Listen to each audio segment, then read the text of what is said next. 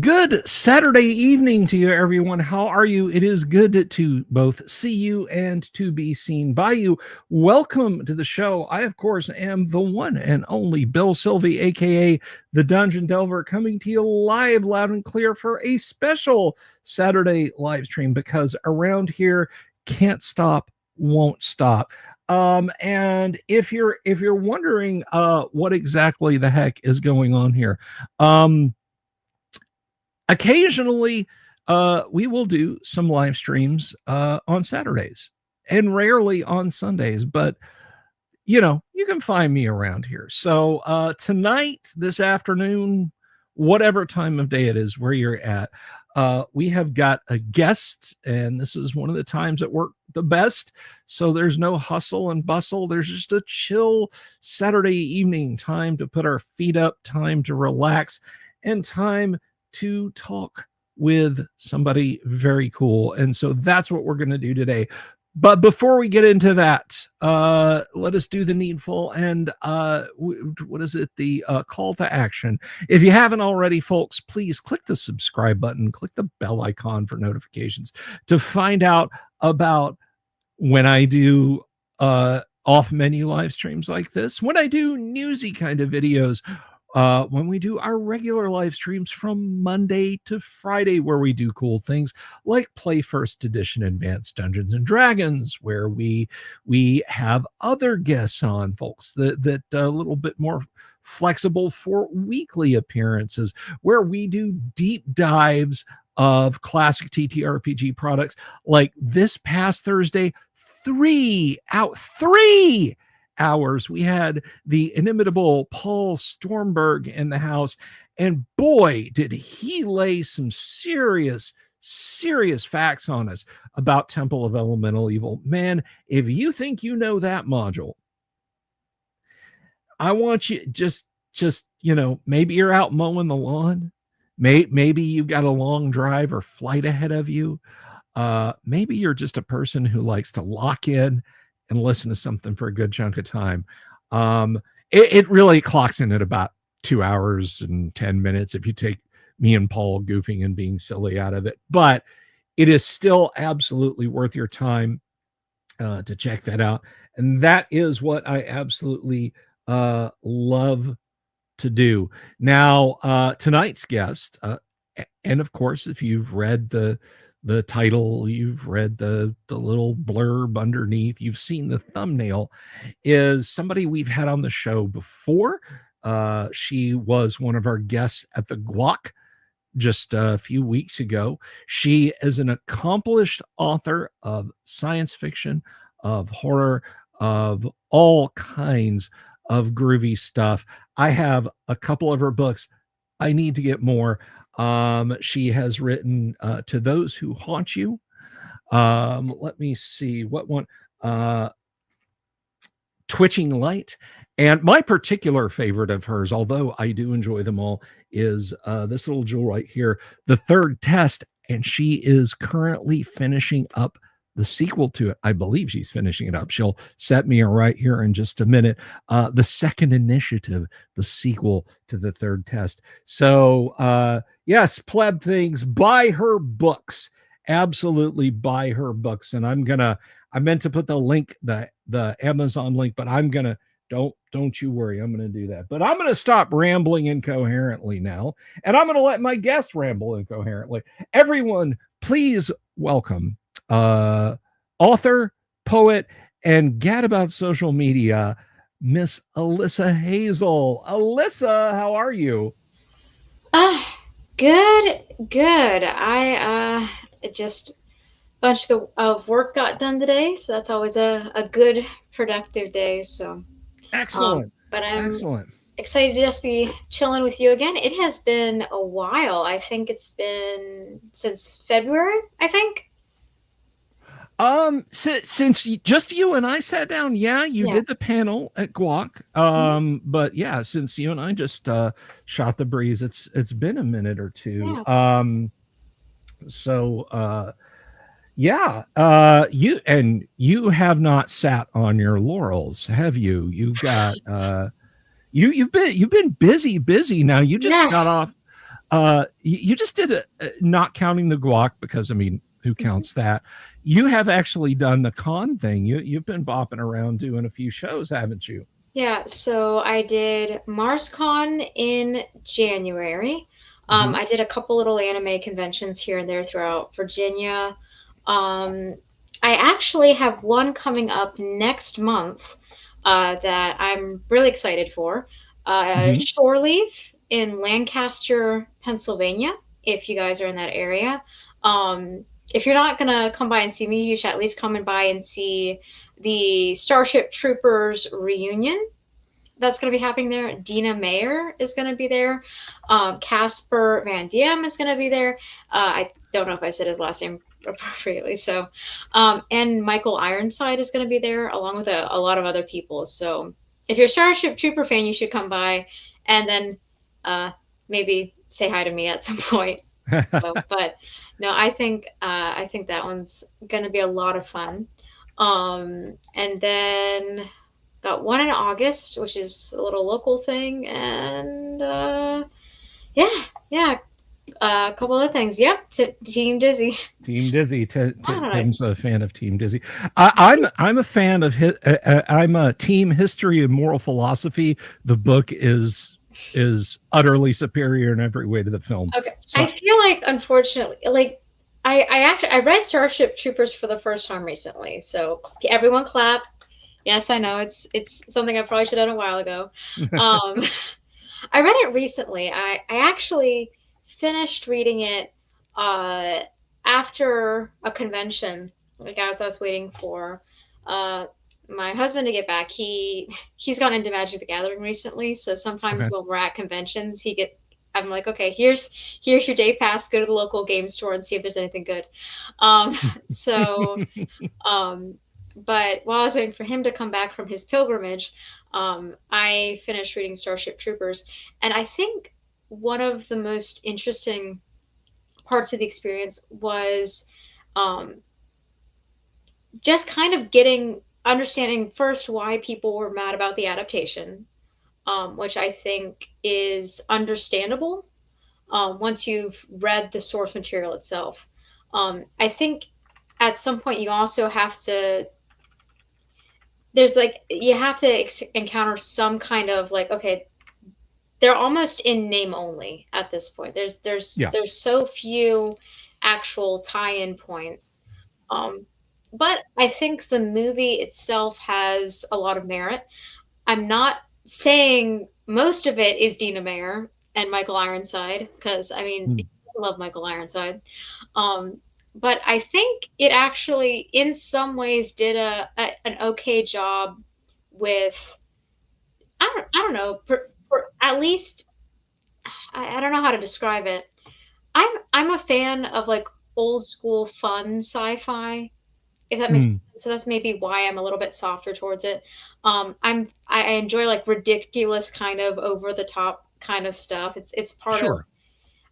so when watching the movie, it was fun. I feel like when I was watching it, because I only watched the movie itself fairly recently as well. I think within the last couple months. Okay. So I watched the movie for the first time, uh, read the book, and this was, I think it was about the time when it was announced that they were going to be readapting the source material Mm-hmm. into and people were chattering about it, and I'm like, okay, maybe instead of like talking out of my butt about stuff I don't understand, maybe I should actually like read the original source material and watch the movie and kind of get a grasp of what the conversation is all about. Mm-hmm. um so now that I've watched the movie and read the book, I can say that part of my enjoyment for the movie has diminished, just because it clearly isn't the book. It's Right. clearly not the source material. Um, but on that same token, it's kind of hard to stay mad at the movie for too long for me. I don't know if it's just because, again, I can't be mad at Dina Mayer. Like, I'm sorry, I can't. Sure. No, I I can't be mad at. I can't be mad at Dizzy. Casper Van Dam's a lot of fun in the role, I think. Mhm. The effects are really actually pretty good. Sure. I think that there's a lot of like really fun performances in it. So it almost is a failure upward, not it's like a failed into success kind of things because Mhm. despite the director's motives or whatever, um, you ended up with actually a pretty fun action movie. Um, but I am very interested to see what happens when this adaptation comes around because um, the director, and his name escapes me right now, but he is the same guy he's done primarily sci-fi work that people, depending on who you talk to, either they like it or they don't like it. So I'm, and I haven't watched enough of his stuff to say whether or not he's really good at what he does, but he Mhm. does have experience working with the genre and working with the genre in a way where it's often not the over the top movie action pieces from what I can understand. Um, and from how he spoke about it in like a interview for the magazine, he said we want to be close to the book, we want to be faithful, and things like that. So I think if you have a director who looks at it and says, I would like to be faithful and doesn't go in immediately kind of crapping on the original work, so to speak, Yeah. especially in like circa 2025, there's a Right. part of me that just wants to give him a fair shake. And I think that can sometimes be a little controversial. Um, Sometimes it's led to movies still not being great, like the writers of Rohirrim, which is like again they didn't really it was War of the Rohirrim. Yeah. It wasn't a great movie. Um, it had some fun stuff to it. I think that Helm Hammerhand was a lot of fun. He was basically like, if you took a super edit of the movie and just did all the Helm Hammerhand stuff, it's basically the best parts. It's a really, Fair really enough. fun thing.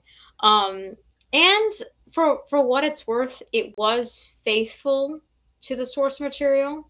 We went back afterwards and like went through the appendices and like, okay, it basically covered all the story beats, a little bit of variation, but I mean, it was faithful. There was an attempt made, so I can't be too mad at it. It's kind of so it's one of those things going back to this new adaptation where in a world where it feels like the objective of a lot of people who are adapting material is to say I am better than the original writer, um, so I'm going to do take what I like and make it my own.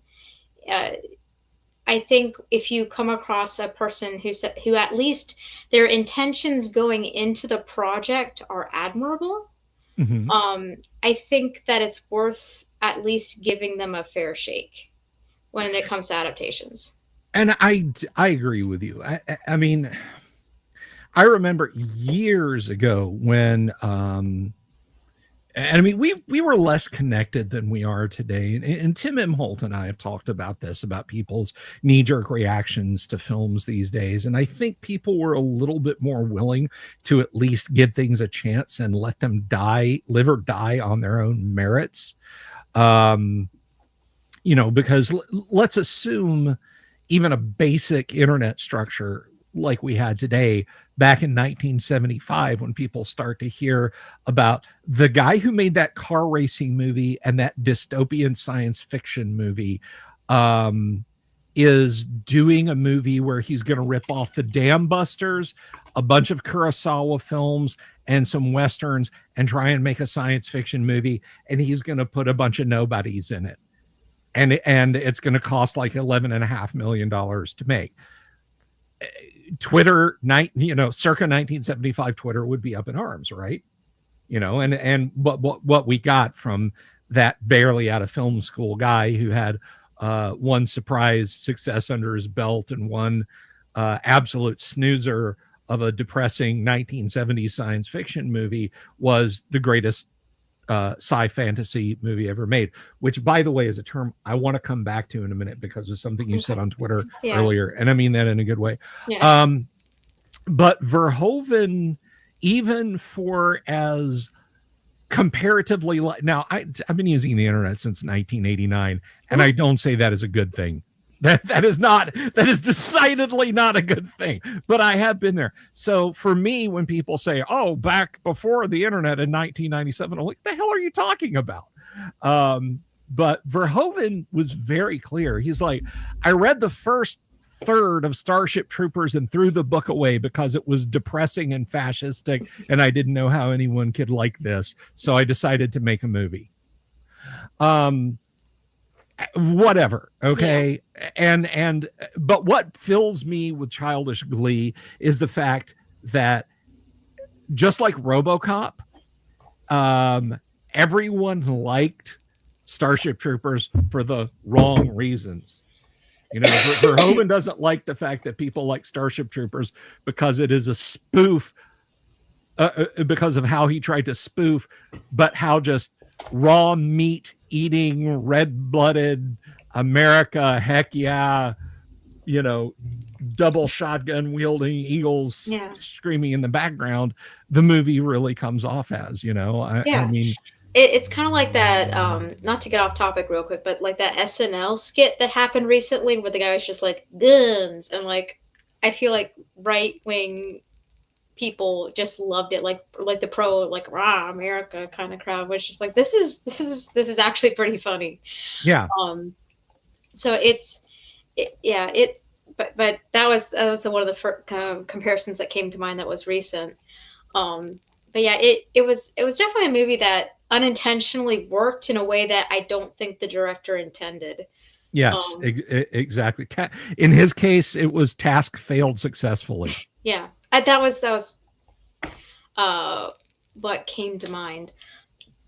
But I feel like it is very difficult nowadays to judge how a piece of media is going to go.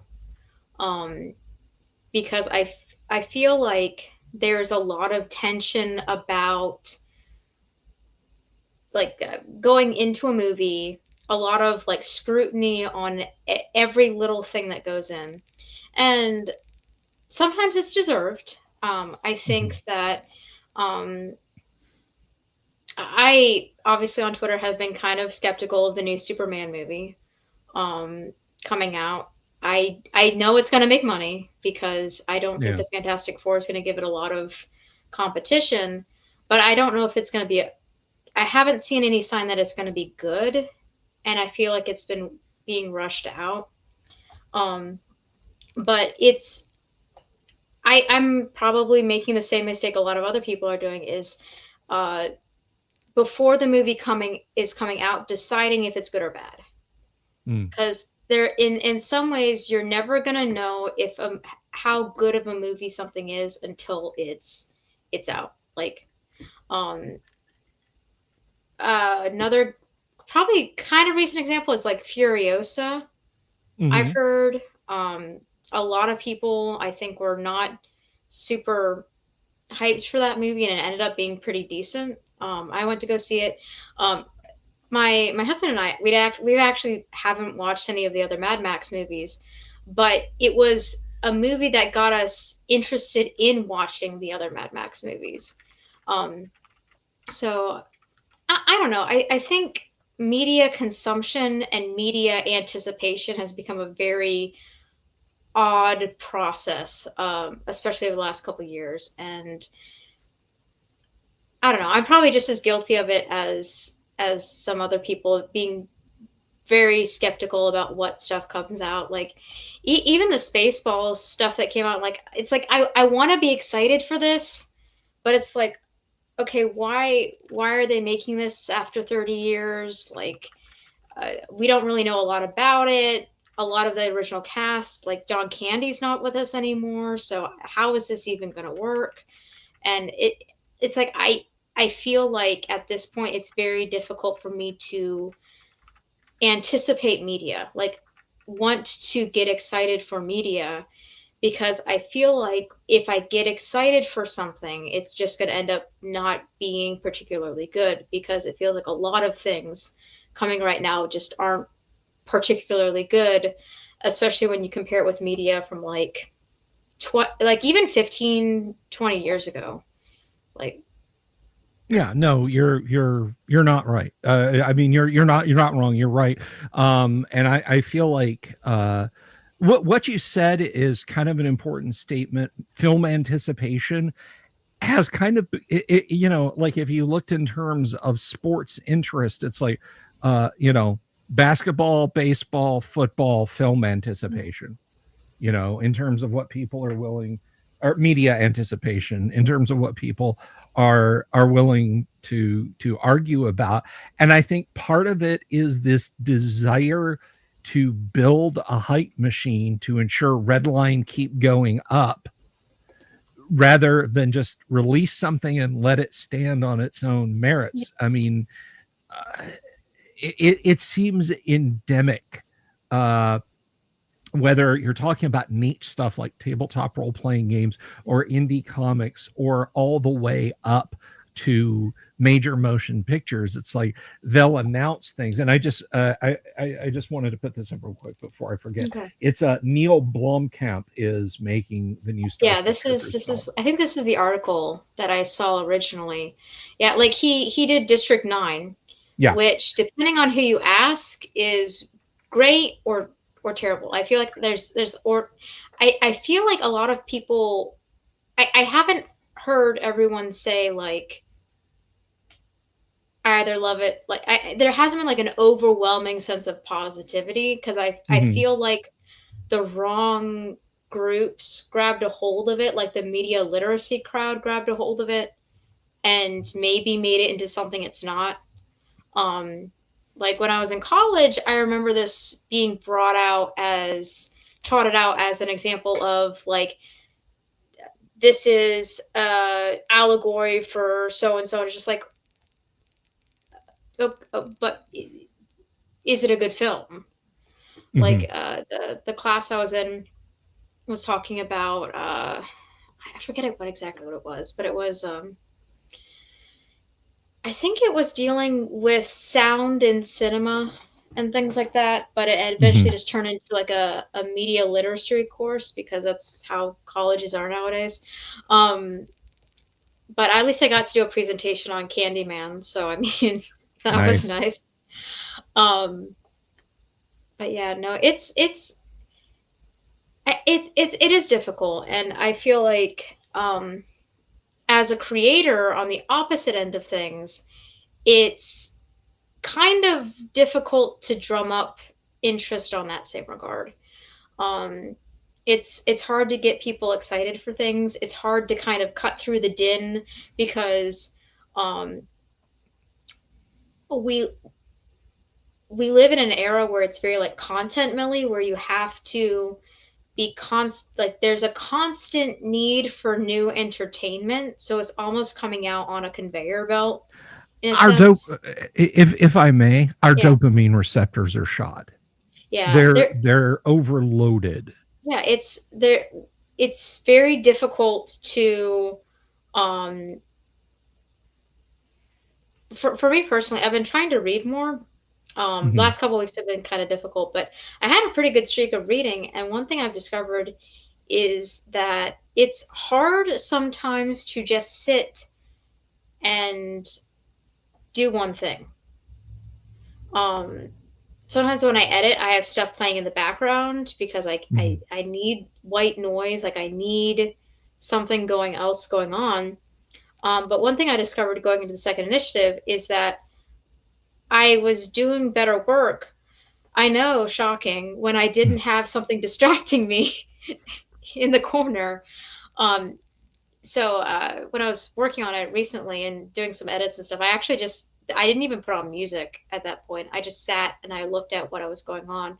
Um, I've been working on helping another writer who's will remain nameless for now unless he wishes to speak up. I'm helping another writer with his thing as well, helping him with a manuscript he's working on. Mhm. And I'm like, okay, I need to focus. So I just shut off all my other stuff. I put my headphones on, but I didn't even play music. And I'm just sitting down. I'm like, okay, I'm gonna just zero in on this. And I feel like the more I have the blinders on and not allowing and not clicking onto X every couple minutes, the better the work becomes. And I feel like that's a pattern that's difficult to get back into. Um, but it's when you're trying to promote something, when things are constantly coming out, it's pretty difficult. You have to get to the top of the algorithm. It pay You have to pay for clicks, and you have to pay for looks, and it's just like, okay, it's harder for a smaller budget production to break through the noise of it all in a lot of Mm-hmm. senses. And then when you look at how many books are released every year on Amazon, it's just like, okay, there comes to a point when there's almost more books coming out than there are readers available, which is kind of you which is kind of a hard thing. But it's just to sum it all up, it's a mess trying to figure out how to promote any sort of media project with everything going on. With There's a lot of scrutiny going into things, and um, there's just a lot of new challenges. I think that creators in the past didn't necessarily have to deal with, but there's a lot of more opportunities. Let me just put it out there. But it feels like there are just some unique challenges with breaking through the din and making an impression and growing a platform and a readership, and making it all profitable in a way that means that you can pay your editor at the end of the day and things like that. Right, right. I mean, I wrote a little piece of software Mm-hmm. for first edition AD&D, I and saw that Crom. Chrome, yes. Yes, I Um, but I mean, if you play 1E, it is, in my humble opinion, an indispensable tool. But I'm not really going to go into that right now. But I mean, I understand. Like, we have another writer in the live stream, Tim M. Holt, has mhm. written some really great stuff. We've talked to Tim a lot. I think you and Tim Yeah, have we did a yeah, live stream a while back. yeah. Tim's a solid At guy. my while back, I think it was earlier this year. And yeah, I Yeah, caught part of it. yeah. Gosh, you'd think I'd remember that, but no, Tim, and yourself and me. I mean, we're all kind of different facets of self promotion, and I do it wrong. I will be the first person to say I absolutely I do it wrong, and sometimes, like, I can hear over standard TCP/IP Tim smacking his forehead when I go out there and I try and promote stuff for myself, because it inevitably doesn't work. But I'm not here to humble brag or anything like that, particularly because that kind of self-deprecation will get me in trouble with you. So That's true. it will, very much so. Guys, please be good to yourselves. She will find out if you Hydrate don't. often, be kind to Hydrate yourself, be kind to often, others. be kind to yourself, be kind to others. But I can assure you that this is not full of Bombay gin. Anyway, I'm kidding. It's ice water. But anyhow, no, getting out there and, yeah, getting your voice heard these days it is a challenge, and I think it goes back to what I was saying. People's dopamine receptors are shot. It used to be like, what, a cool science fiction movie is coming out, boy, I can't wait to see that. Now it's like, yeah, this slop's going to go right to streaming. It sucks. These people working on it have the wrong politics, and the director's an asshole. Yeah, And yeah. it's like, It, could I enjoy this? Can my brain, could you please not? yeah. It's kind of like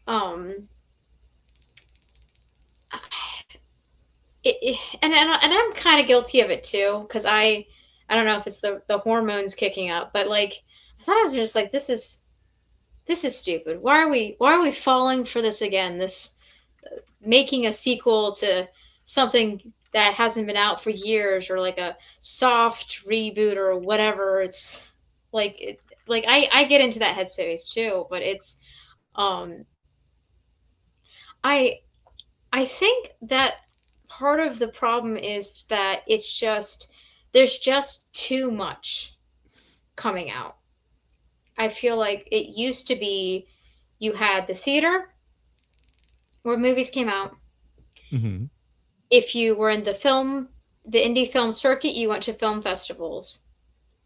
And for a while, with the exception of like drive-in movies that would play old movies again, it was that and your TV at home. And then it became like, okay, your DVD collection. And I was like, okay, cool. But then new releases became, Netflix originals and Prime originals and Paramount Plus. And now there's 1,000 different things coming out probably every day. So it's hard to be excited for this new thing that's come out when it's surrounded by like what 20, like at least 1,000 other things that have come out that day. Then you add on YouTube on top of that, and it's just like how do you even focus in on one thing? It's why I've kind of, I don't know how to say, just become like tuned out of everything.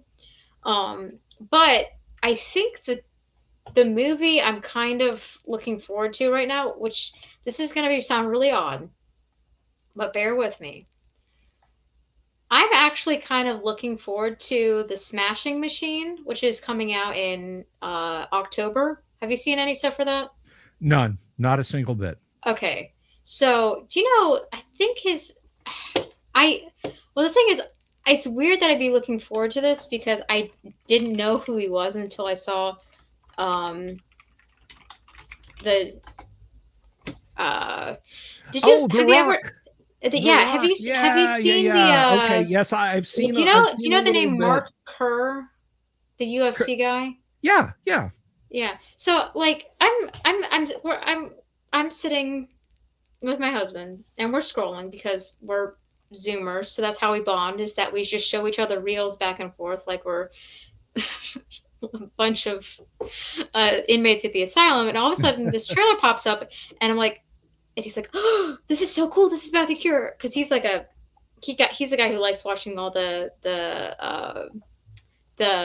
what's it, the UFC MMA stuff. He likes that stuff. Okay. And I'm just looking at this and I'm like, I don't get it. And he's just like, no, you don't understand. Like, I think it's may have been like my husband's like excitement for it that kind of got me into it. But he's like, you don't understand. This guy was adding in. He's basically like the guy who got all this stuff started, and he's going on, and I'm like, okay, honey, I get it. He's a big guy hitting things. And then I realized I like the Rocky movies. Of course you do. They're fantastic films. They're top tier cinema. Like, why wouldn't I want to go see a character study about a guy in a ring? And then I looked at it and it's like, okay, wait, that's The Rock. Like, I was looking at that. It's like that can't be Dwayne The Rock Johnson. It doesn't look like him. And then I realized that's prosthetics, and I'm like, okay, wait a second. This is an indie film with a character study with a boxing kind of story. It's not boxing. Don't come at me in the chat. I know it's not boxing, but it's basically boxing. It's fine. We get it. We're cool. Two guys are hitting each other, and it's fine. It's something. This is fine. It's a character study. It's got prosthetics and makeup and like actual emotional depth to it. And Emily Blunt is in it, and she's like a fantastic actress. Hey, so quick question. What did you think of Emily Blunt in Sicario? Oh, it has been a while since I've watched that movie. We can talk about Sicario another time. I might have to revisit it because for some reason my brain likes confusing that one with the 1970s cop movie. Serpico. Starring Al Pacino. Yeah. So like for some reason those two like to like mix in my brain for some reason. Sicario. Like, but by the way, there's nothing in my head but TV references from the 70s. Real quick, I'm going to ruin every Al Pacino movie for those of you out there. When Al Pacino really gets angry and he in his films and he starts really projecting, he sounds exactly like Reverend Jim from Taxi. You're welcome. You'll never be able to unhear it. Anyway, back over to you, Alyssa. Speaking of never being able to unhear it, when we watch Highlander, and it's just like Clancy Brown is also Mr. Krabs. I know. It's like I can't unhear it. There can be only one SpongeBob. Me dollar. What are you doing? I like money. No, but Clancy Brown was amazing in it. It's so funny to me that like absolutely fantastic. One thing I love about that film, I don't know how, I need to look it up. I don't know how tall Clancy Brown is. Like 11 feet 6, I think. Well, I'm gonna look it up because how they shot him is like it makes him look like he's okay. When I say he's only 6'3", don't mean this as like I know that's tall. I'm barely over 5 feet tall. Yeah. So like, but the way they shoot him in that movie, and this is like a absolute cinema, he looks like he's like almost 7 feet tall in comparison to everybody else. Yeah. Movies were just like made different. They were like, I've started to drift a little bit onto Filmmaking X, which is always fun because usually it's people talking about lighting, and now I'm paying more attention to things. I think at some point somebody put up a post about the old Predator movie, and this was interesting to me. I know this is a completely different conversation topic, but that's fine. That's fine. But like the Predator movie, Saturday evening, and we're kicking back having a good time. So they put up this like screenshot from the movie and said that directors won't film like this anymore because it was a picture of Carl Weathers is like standing here. So this is Carl Weathers. Oh, him and Bill next to each other. Yeah, like right next to each other. And the guy was saying something to the effect of, they won't film like this anymore because you have to have a specific aspect ratio for reels and like TikTok, for like easy stuff, for trailer footage. Yeah. They won't film like that anymore. And I'm like, there's a part that's like, okay, this can't be true. But if it was true, like, that's kind of, I'm not saying that's worrisome, but the fact that it's like, are we completely changing how we do film, which is like social media? It's not just social media, and I don't think it's just visually. Now this you cannot swing a dead cat without hitting an article out there about the state of cinema audio these days. So much media is aimed for or immediately comes out for streaming, digital streaming, and most people, I'm going to sound like an absolute snob. I have a surround sound system. Come on, let's do this. I have a 6.1 surround system. It is very old. It's like 20 plus years old, but it does digital. It can handle most of the modern stuff, except obviously 7.1 or 7.2. But my 6.1 surround system sounds great with modern stuff when I bother turning it on. When I just go through the TV speakers, it's absolutely godforsaken awful. Modern sound mixes and stuff is garbage. It is bassy, upfront, hissy mid-ranges that are way in the background, and everything is buried in music because most people want to go out, they're going to buy a cheap-ass LG TV, and they're going to buy a virtual surround bar that's going to make everything sound like it's being played through pudding. And so consequently, it's not just boomers are going deaf, they're hard of hearing. No, it is Gen X, Gen Z, baby boomers. Everybody is watching TV with subtitles on now, with closed captions on now. We have to, because the sound mixes coming out of movie theaters is god awful. Yeah. And I'm wondering if part of that is just due to, because I know that the quality of CGI has also started to diminish as well. I'm wondering if that also has to do with the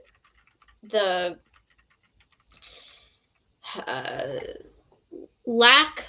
There's just too much work to do and not enough experienced people to do it. So they just hand it off to somebody who doesn't know what they're doing to get it pushed through. Because time is money and everything. Yeah, no, you're absolutely right. And we're,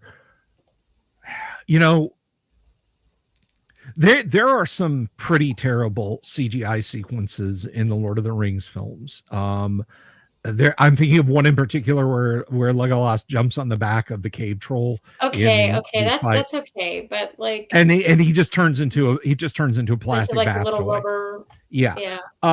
But the fact of the matter is that you have things like when Frodo sees Gandalf coming into the Shire and he runs over and he jumps onto the wagon, that's Deep Roy in a wig and Frodo's clothes. When they're sitting having tea, they know we're going to be watching this in 2D. So they have Ian McKellen way back here, and they have they have the other actor up here, and they're handing the teapot back and forth, and they're setting it in different places. Didn't they also build an entirely different set that was smaller, or it was like a different size where they filmed him differently?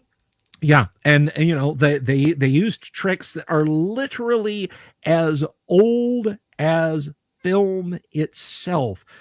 Force perspective tricks, things that I'm trying to think of he was like a pioneering filmmaker, made the first science fiction film ever, A Voyage to the Moon. I know Louis Malle. Yeah. Louis Malle. So he he was reaching back into that bag of tricks. I mean, look at the opening to Blade Runner. Blade Runner is my favorite film of all times. The shots of the catalytic converters over Los Angeles burning the waste gases and that sort of thing. Yeah, it is. Go ahead. No, you're fine. It is, even if you're not a fan of Blade Runner, which I have met people who aren't a fan of the movie, I don't think anyone can say it's not the most visually stunning movie. Oh, yeah. But that shot? Yeah. That shot are a bunch of thin acid etched plates, spray painted black, stacked in a clear box.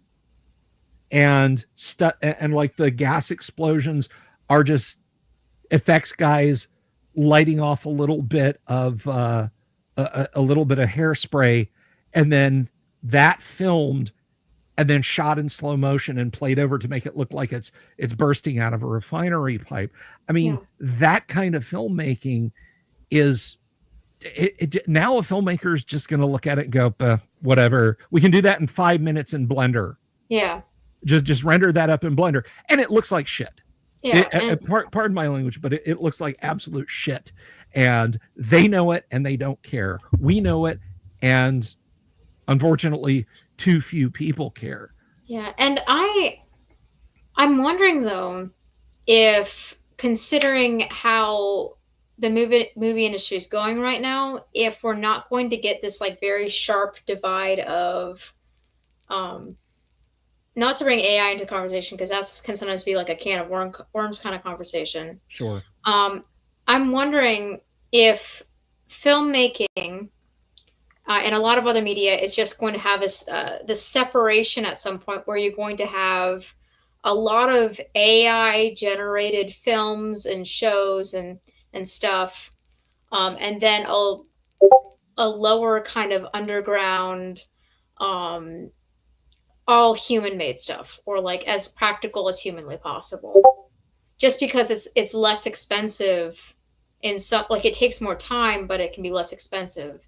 So I'm wondering if there's going to be um, almost an artistic, I don't want to say an artistic backlash to it, um, but I'm wondering if there's going to be a renaissance of practical effects in the wake of all of this stuff happening. Because I feel like normally there is going to be a resurgence. There's usually a resurgence and a renaissance of um, kind of practical skills, and I feel like we're kind of moving into that era. I think we will, Alyssa. I absolutely think we will, because not not to cleave too much to Blade Runner, but I mean, when Villeneuve came back and did 2049, which I think Blade Runner is my favorite film of all time. You can imagine my trepidation, Yeah. the idea of a sequel.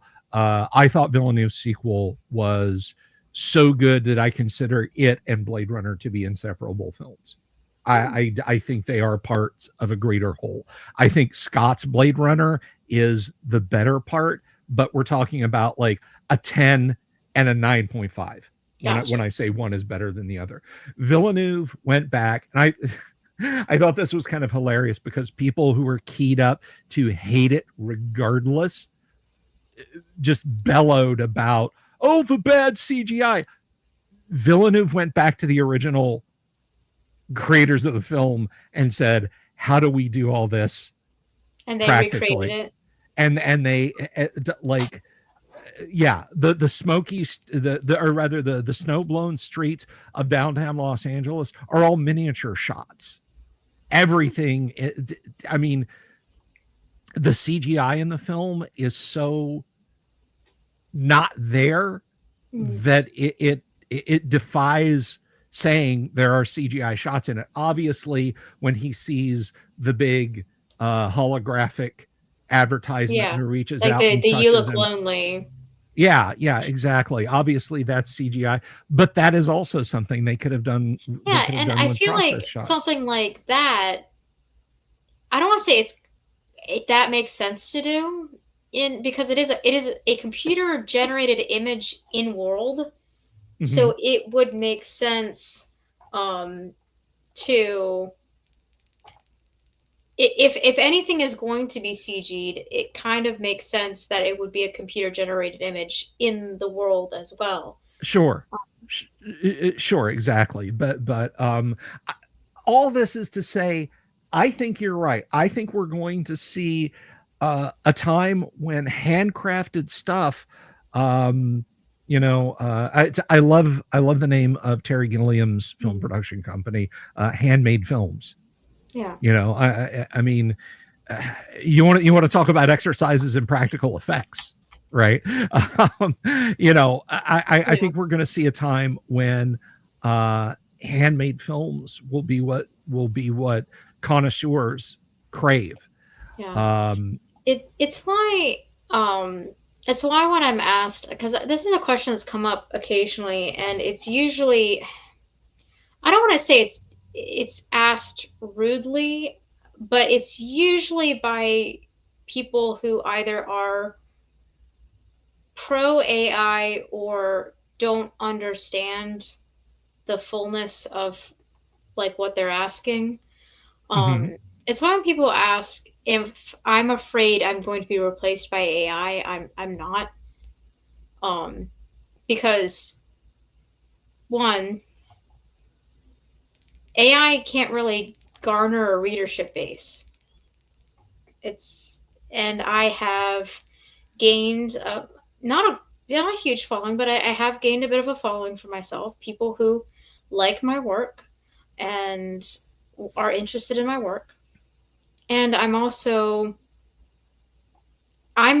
the only person who can produce my work at the end of the day. Mhm. Like I'm the one who's sitting down and working on it and creating it, and I put in um, my little niches and ideas and things like that. So um, I'm not. really afraid of being replaced by AI because I'm not to brag, but I'm generally speaking very good at what I do. And I look forward to continuing to craft that over time. Are there people who are going to read AI stuff? Yeah, but I'm not really threatened by other people reading something that might be AI generated because they I can't really control what other people do. So it's I don't know. I'm not really afraid of it, and I feel like people who continue to work on their craft and improve and build into themselves and invest in their readership base, um, I don't think they have much reason to be afraid. Now, does it crowd the market a little bit in finding new readers? Kind of. But I also haven't seen a lot of well-written AI books at this point. First of all, you have people who will generate it entirely. Uh,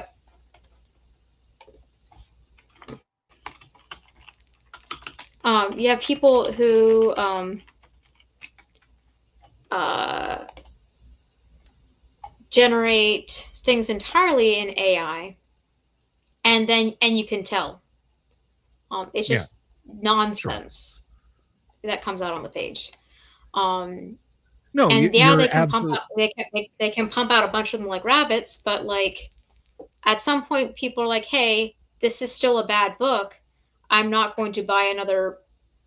I'm not going to. You don't build a readership like that. no, you don't. And this came up, and I thought about, hey, should I have a link to this handy? But I ended up not. But I caught a video the other day from John Delarose. I don't know if you watch his stuff on YouTube, but he did a video where apparently an author wrote a book, sent it out there, and the entire manuscript was full of prompts this person was writing to AI. That basically they were saying, write this in the style, write the next section in the style of, and it got left. All of those got left. They did not sanitize the MS before they sent it out. And I mean, cases like that are just going to out themselves. It's like, well, congratulations. You will probably never get taken seriously in this field. Good job. And I think that is it. Writing and creating books and building a readership base is a long-term. It's a marathon of a career that starts with building a level of respect, integrity, and quality with your readers. I think that if you create a good piece of a good work, some people may not like it, but some people are going to be drawn to it and want to see more. And I don't know, AI is going to improve, and I think there are things to be concerned about. But I think that there's no sense to live in fear over it. There's no sense to be anxious about it. A lot of times, singular writers can't control it. So I think the worst thing a person can do is let themselves be controlled by the fear of it and stop creating because something may happen in the future. If that makes sense. No, I agree with you. I agree with you. And there, so do you mind if we completely shift gears, or do you have any other thoughts you want to share on this? Yeah, it's just Saturday night. We're just having a final time. So you brought this up. You mentioned the topic of, does sci-fi necessarily need to be science to be sci-fi? And I think I think no. I think one of the biggest mistakes that they've done in building up the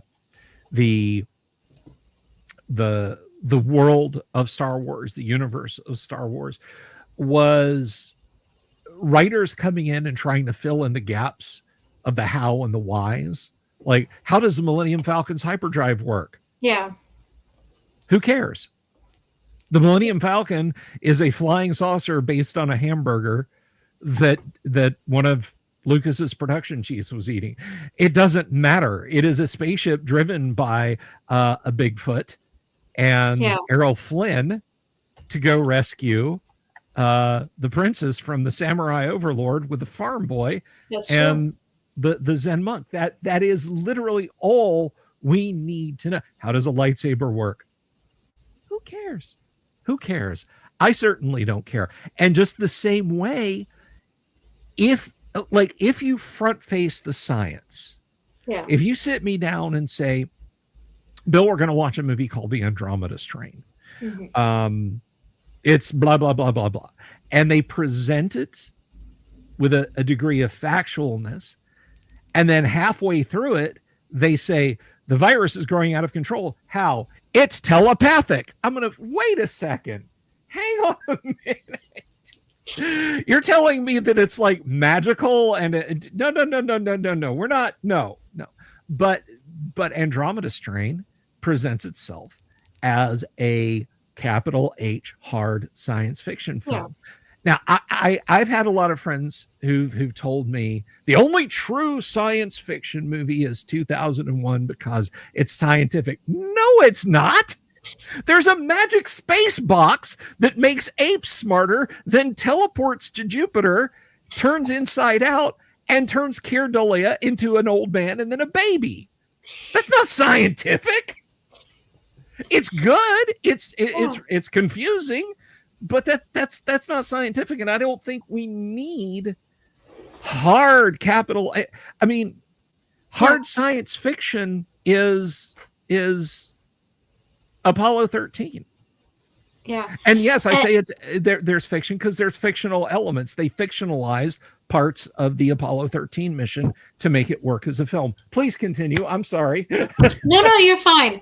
The part of the reason I asked it is I feel like there was in this like the 60s and 70s and probably like the tail end of the 50s and the beginning of the 80s.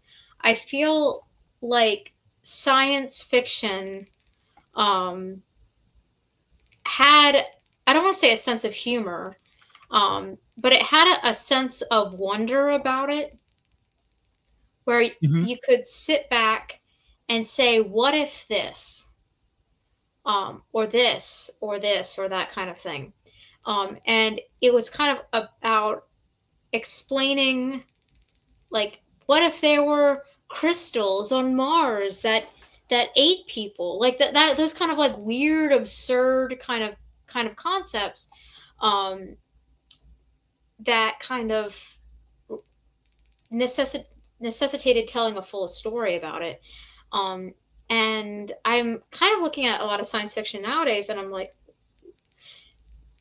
did we lean too much into the fact this has to be scientifically accurate? I think one of the best balances of what you're talking about, and it does involve Mars, is Robinson Crusoe on Mars. Have you seen that? I've heard of that one. It's amazing. It's amazing because it actually does come off very much like, it's not big, goldfish bowl helmets and silver suits. It look okay. Shit, yeah. This could really be what a 1970s mission to Mars. Was that similar to The Martian? Because I have seen that. Actually, it's not too dissimilar, but it does get fantastical in a good way towards the end. If you haven't seen it, I don't want to spoil it. Don't want to spoil it for anyone in the audience. You can probably watch it for free on a low-end streaming service, but I do recommend Robinson Crusoe on Mars, and it is a perfect example of that balance between let's have some fun with this, and let's have this at least a little bit grounded. I mean, there's. I think having some sense of grounding is good, and I think I don't know. I was feeling like a little like, I don't want to say whimsical when I put up the post, but I kind of longing for that kind of simpler kind of era of science fiction where it just feels like we don't know how gravity works entirely out here, so we're just gonna have fun with this. Uh, like I forget, trying to figure out the correct term for it. Like when you didn't have the internet fact checkers who could come in and be like, well, actually this, well, actually that, like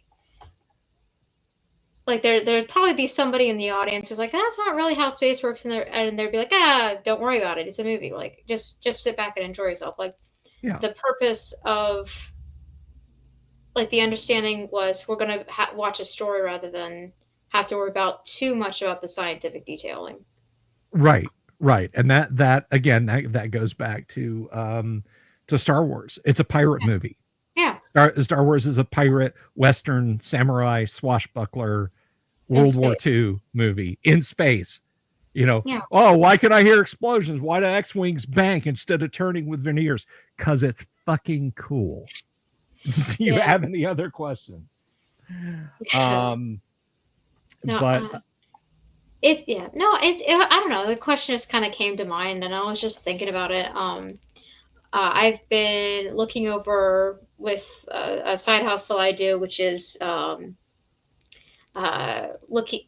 a 40-year game collector and a book collector kind of sort through things and kind of sell a couple things. I've been looking over all these old sci-fi magazines and looking at all this art, and I'm like, this is just crazy. This is all these are like 1960s through like 1975 kind of magazines, like Fantastic. I think there's If, like original Heinlein like serial novels, and I don't know, I was just looking at them and I was just thinking science fiction used to be like very colorful and very like surreal feeling, and I don't know if people are still embracing any of that style nowadays, because I feel like a lot of the sci-fi is I don't know, like the new-ish I should say, Lost in Space, that the one that they rebooted like in 2020 or something like that. I don't know. I know there was a Lost in Space film that came out in the early 2000s. Like Gary Oldman was in it, but I don't know if there was a was a TV show reboot. 2018. Okay. 2018 they redid the TV show, and it's I started watching a couple of episodes of it, and I was like, this is like kind of grim and like darker, and everything's monochrome, and like the family is not happy with each other, and it's just like, why this feels like a really somber kind of thing. Like the robot design was cool, but I don't know if you've seen any pictures floating around. I have not. The literally, I thought there was the Goofy series in the 60s from Irwin Allen and the early 2000s thing. This is news. In my defense, that period of time is a little hazy like because of personal reasons. Oh, I mean, I feel like there was a time distortion somewhere around 2019, and then around like 2022 we came out of it. It's like, what happened? Mine kind of stretches back to 2017, but I had personal bad stuff going on. But no, I think there's room in sci-fi, and I gotta tell you something. I stepped into something decades ago on Usenet, and this, I've never been able to understand this. You are a lot closer to the edge when it comes to science fiction stuff. And I can't remember if I've asked Timothy M. Holt this or not, or I shouldn't say science fiction, just literary things in general. I guess there was a blow up for the longest time over people calling sci-fi sci-fi. Like, don't call it that. It's SF, you know? And I like, but I've said that to younger authors and other people, and they're like, I have no idea what you're talking about. I just call it sci-fi. It's, I think we touched on this during the convention. I don't know what exactly. I think I called it something like, this sounds like a bunch of nonsense. I don't know. I forget exactly what I said, but it's just, I feel like people will always find something to complain about, you know? Like, it's, who cares? If you want to call it SF, call it SF. If you want to call it science fiction, call it science fiction. If you want to call it sci-fi, call it sci-fi. It's, I don't know why, like, there's probably some like and weird I'm not justification for it, but I feel like it's like, why do you care? And you know, I honestly, it is to me, it is literally just a case of, this is an interesting artifact. Does anybody know what this was for? When I discuss like that, because honestly, I think it's an artifact probably from the 50s or 60s, even the SF sci-fi. Yeah, an argument that probably started in like Locus magazine, you know. Well, was it like a recent thing that got kicked up, or no. Like I said, this is something I heard decades ago. I think Harlan Ellison. I mean, come on, Harlan Ellison.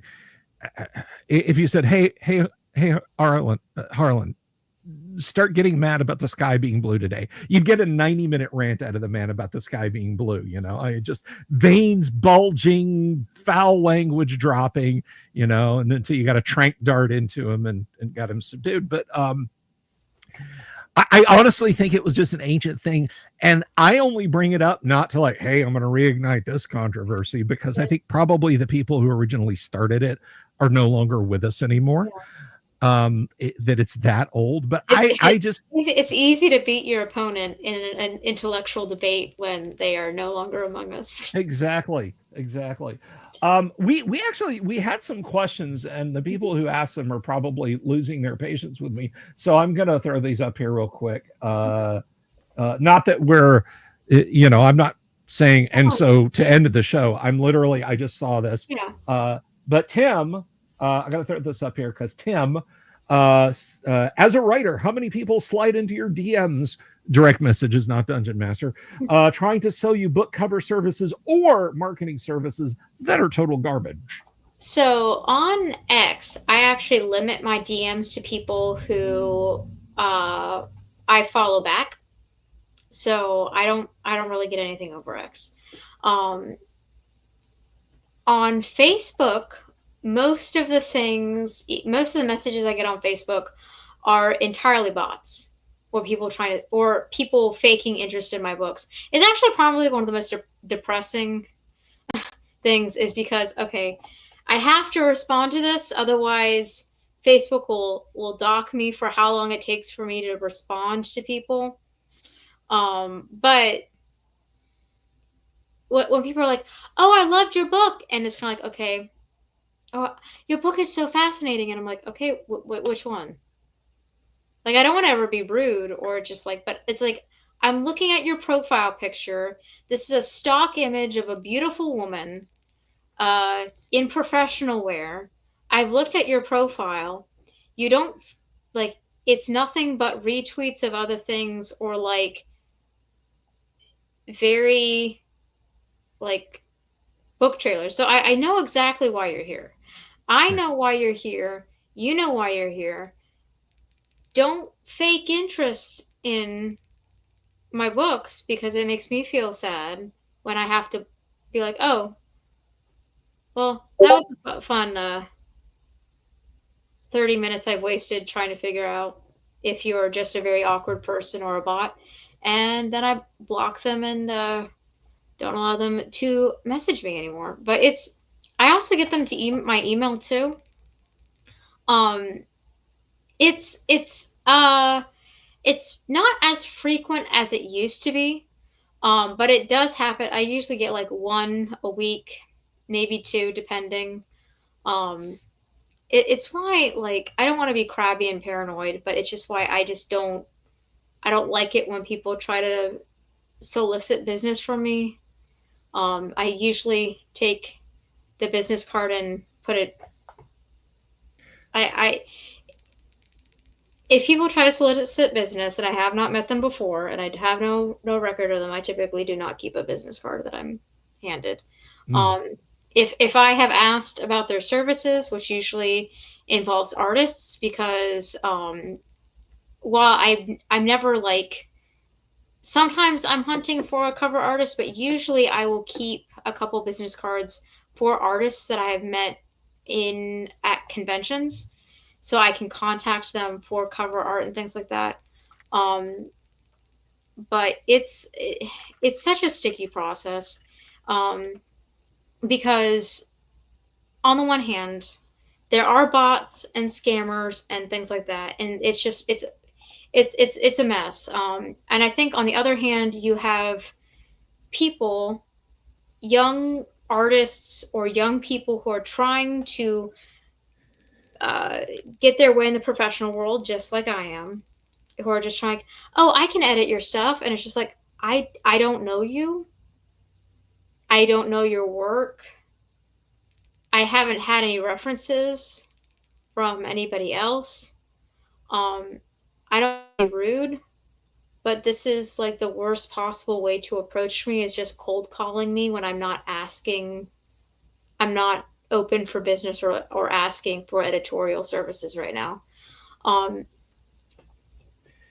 it's for me personally, I'd recommend if you are a writer who is looking for an editor, I would never put a social media post out saying that you're looking for somebody. That's a good way to get a bunch of spam and scammers and things like that, and you will be inundated and you'll never be able to figure it out. I usually recommend um, asking around to other people, or finding an indie book that you like that you think was well look is reads very well, and contacting that person to find out who edited their book. Um, References and that kind of thing, or third parties. Um, in terms of, or for example, if you really like their cover art, contact them, find out who did their covers. Um, the best way to find somebody worth working with is looking at different books and kind of asking who did this, who did that, that sort of thing. Excellent. Excellent. Thank you. Wonderful answer. Next question. TXG asks, what is the hardest part of being a creative for a living? I would say the living part of it. I kind of agree with you Um, there. so I don't want to burst anybody's illusions, but I would consider myself probably part time. If we want to look at like income scales, um, I probably would. I make enough on my books to break even and invest back into my books and pay my editor, um, or my proofreader, whoever I'm working with, um, and that's really about it. Right now, I'm kind of looking at things like click test marketing, trying to get advertisements going, that kind of work. Actually, I don't really get a lot of money from X for payouts, so the money I do get from X goes into my ad fund every month. There you go. So if you like my memes, you help pay for my ads. I like as much of your stuff as possible. Um, but I think the hardest part about it is understanding that you're going to be putting probably um, potentially 500 to 1,000 hours easy into this book between the actual writing, editing, proofreading, cover creation, formatting, and everything like that. And it's all of this is going to be unpaid until you start selling books. And there's, even after you've invested all this time and probably a good chunk of money too, there's a chance that you're not going to break even on it. Or at least you won't break even for some time. For example, with the third, with Among the Juniper Trees, I have the book has been out since November of last year.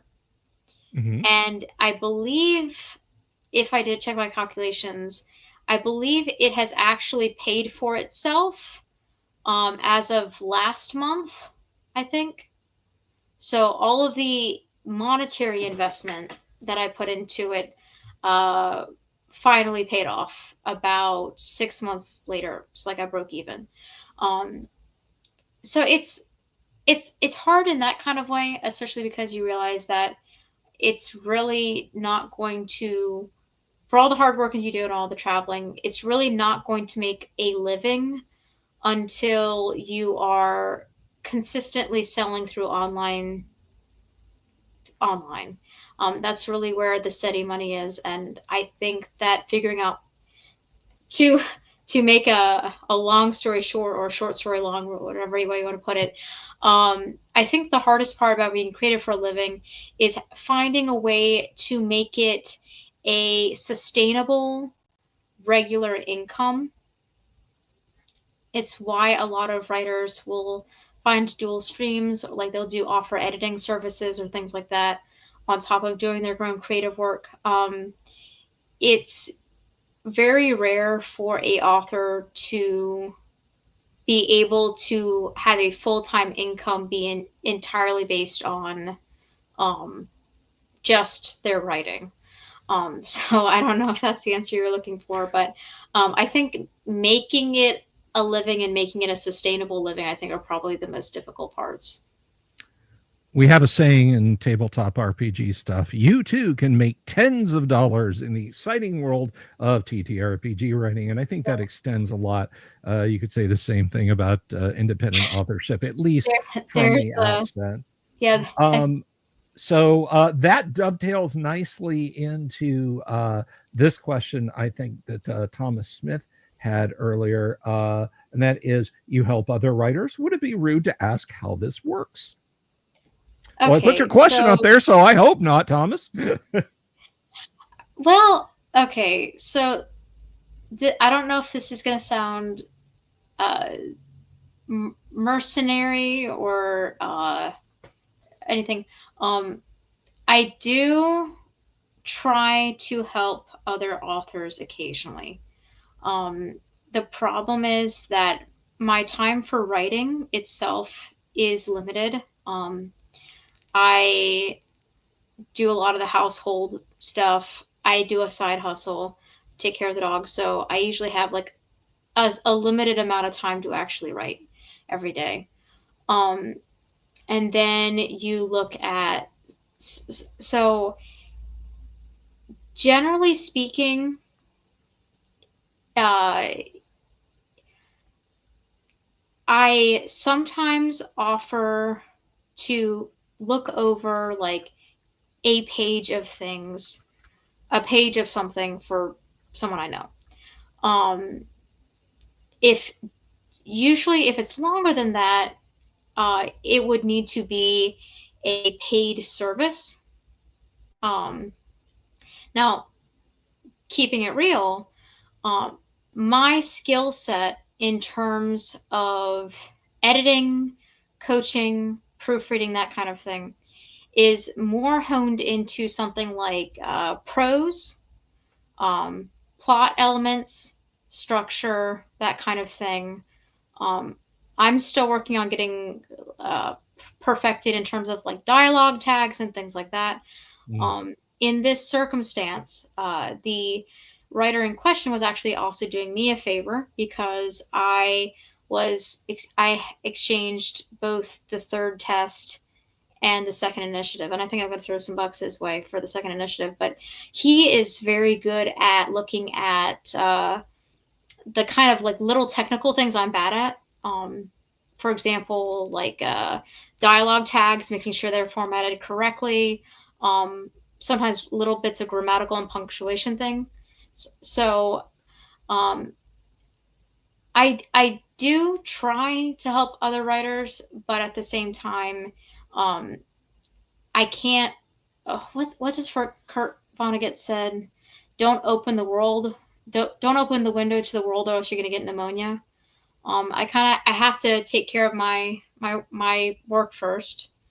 Sure. And then when I have the time and ability, I try to help and like look over things occasionally. But generally speaking, if it is something that is a longer project, it would have to be something that would need to be discussed. And it would be a kind of a paid thing. I try not to charge too much, but it is time out of what I'd normally be doing. So I would need to have a little bit of a passive income from it. In the words of Harlan Ellison, pay the writer. Pay the writer. Speaking of good old Harlan. Speaking of good old Harlan. And last, I just want to throw this up here. And he said, Alyssa, if you ever need art, let me know. I will do it for free. I am not a bot, probably. I think so. Well, hey, Elf, how you doing? No, I would pay you, darling. I'm not. So here's the thing. Like, I am very much a firm believer of pay the writer, pay the artist. I believe that it is incredibly unfair to expect good quality work for free from someone, and I think that it helps kind of. I don't know. I think it helps protect things in like a professional courtesy and a boundary, and I feel like, especially if you're working with a friend, it helps prevent hurt feelings later on because I feel like a friendship is more important than business. So even if it's not a lot, I pay my artists, I pay my artists, I pay my editors. So I might actually reach out to you sometime at a project in the future. One of the projects I'm slated to do, which is going to be an interesting little wrinkle, because I found out I'm having a baby next year. I am sort of low key. I haven't yet signed a contract, but we've kind of verbally handshook on it. I'm going to be creating a series of short stories for a game called Horde Wars, which is a D12 based system, if I remember correctly. If I'm wrong, I'm going to blame the pregnancy hormones. It's an indie RPG that just released their advanced version fairly recently, and so I'm pretty excited. This is going to be the first time I'm going to be creating work in somebody else's world, so it's a little bit intimidating, but I also am kind of looking forward to the aesthetic, not to sound like a Instagram influencer while I'm talking about a heavy metal TPRGD, but it's a world that's very like, from what I understand, because I'm still going over like the information and everything, it's a very like heavy, slightly war game adjacent, supernaturally not supernaturally based, but there's like festivals and set up in the game. There's like a period of time where like werewolves like stay permanently as werewolves for like a month, and so it's very older school stylings of D&D, so very like heavy metal kind of energy, zombies, werewolves, and there's not like what's the word for it? Rules for setting up. Why can't I remember the word? I'm a writer, and I'm just gonna blame the baby. This kid is Grognardy. grognarding.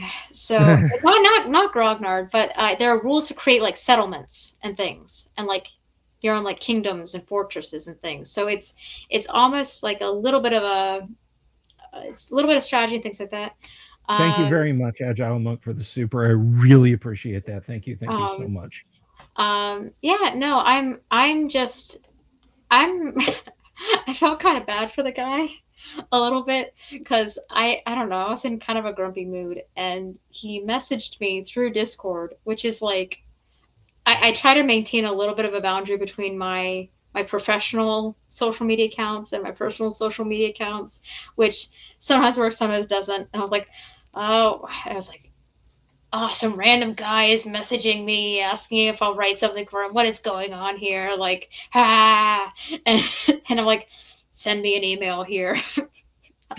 Not in that tone of voice, but like that was kind of my like, some random guy is messaging me on my profile where I have Columbo as manga. And it's like I'm not in the office right now. Go away. Right. No, But it's I'm glad I didn't wasn't too mean because he emailed me back and laid out everything. I'm like, you know what, this actually seems pretty legitimate. So, um, I'm just looking to work forward. I'm just looking forward. Words. I'm looking forward to working with him with his project. forward looking you are. Yeah, forward looking. Speaking of Star Wars, There you go. um, Uh, but the fun part is that the baby is born in January, which was when I hope to have Beyond the Juniper Trees done, which is the sequel to Among the Juniper Trees. And then I need to start on that project because the goal is to have that done before August. So please, everybody, pray for me. I'm gonna be working very, very hard. well, it's going to be wonderful, and you're having a baby in the best month, the month of January. So, It's it's January babies. American Brad Canada, good to see you. Hello, how are you?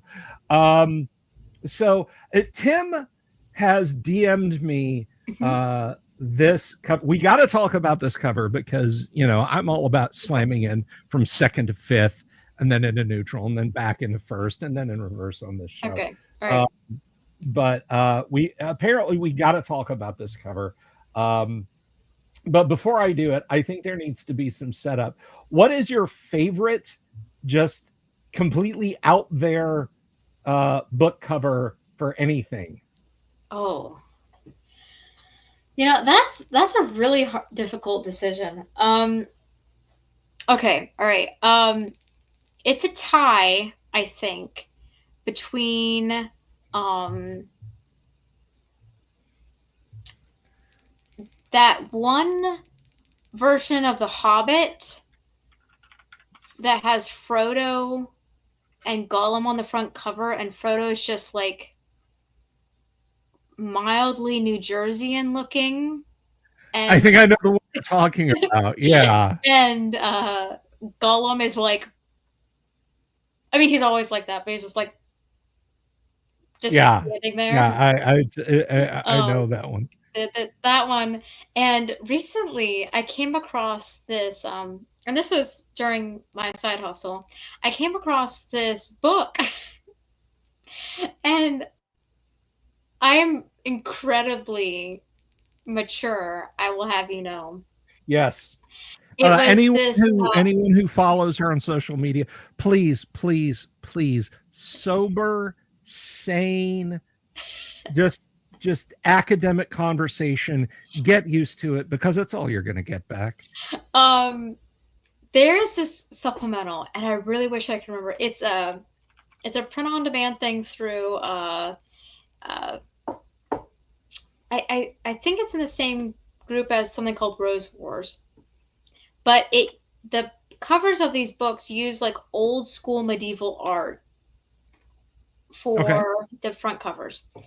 And there's this uh there's this one cover where it's like a demon but its face is on its butt. I don't know why. I don't know why they chose that piece, but I, of course, being the mature individual, took a picture of it, cropped it so it was mostly the butt head, and I said, and I think I quoted it with, "When I call you a butthead, this is what I'm talking about," or something like that. Oh no, I have to make my own fun, because if I can't, like, who knows where I would be. Exactly. You got Yeah, to make your own fun. yeah. And Um, go ahead, go ahead, go ahead. oh, no, I was just noticing that American Brad Canada said he purchased both audio books. Um, Thank you so much. Just to shout out the guy who did that for me, Son of Sonnet on X. He currently does my audiobooks.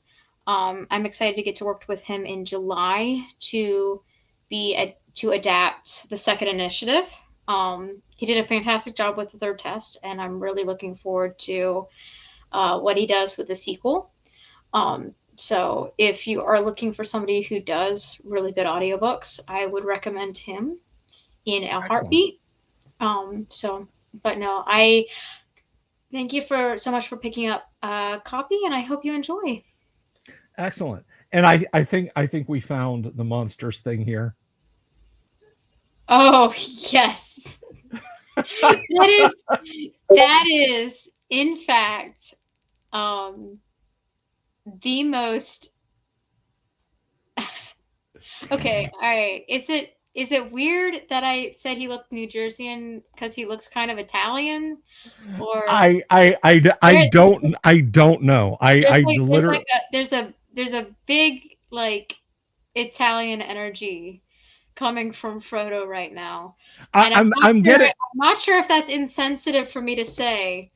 So I'm please getting that. tell me in No, the no, no, no. comments. But I'm like getting that, but I'm getting more of a suburban Chicago vibe. Like suburban that's Chicago Italian, yeah, like this. yeah, like his uncle is potentially has mafia ties, but his mom moved to the suburbs because she didn't want her handsome boy It, anywhere near that mess. exactly. You know that this. And this is his the crackhead at the 7-Eleven Yeah, who's yeah, trying to get him to go on a magical adventure with him. yes. Pizza Baker Samwise vibe. Yeah, This is Frodo. it's a very I don't know who looked at this and I was like, perfect. Yeah, Um, that is great. That you know, so, somebody said this is Bilbo Baggins, ladies and gentlemen. Now, so the one that Tim sent me is this absolute banger. I love this one. This is E Pluribus Unicorn by Theodore Sturgeon. This is a this is probably the book itself came out in the 50s. It's an anthology of sci-fi and fantasy. But this is very obviously a 1960s book cover. yeah, Uh, I don't know if you could get away with putting a naked lady on the books in the 50s. no, definitely, and not today, not today either. It's so Um, weird. I feel like sometimes we've become more, I don't want to say more pure. I don't mean, okay. Do I think that there should be naked people on covers when you walk into the grocery store? No. I feel like I'm about to say something that's going to get me canceled, though. Hear me out. But I feel like if you can't do a cover like this today, have we become more Puritan than we were in the 60s? So, I don't know. No, we don't need to answer that question tonight, but it is it's kind of a curious thing is like we've become the more people have been like kind of out there and all over the place, the less we out there our covers have become. so this doesn't pertain to book covers, and thank you, Tim. Thank you very much for sending that in. Um, we're in a weird time, and let me tell you, I have had as many of the masters of TTRPG art on this live stream show as I can. Errol Otis, Dave LaForce, of course, Tracy Lesh. He'll come around here an awful lot, and I love him for it. The artist Darlene, and of course Richard Witters. Richard is a fantastic guy. Absolutely. Richard's a great guy. Richard's the Winston's dad, right? Yes.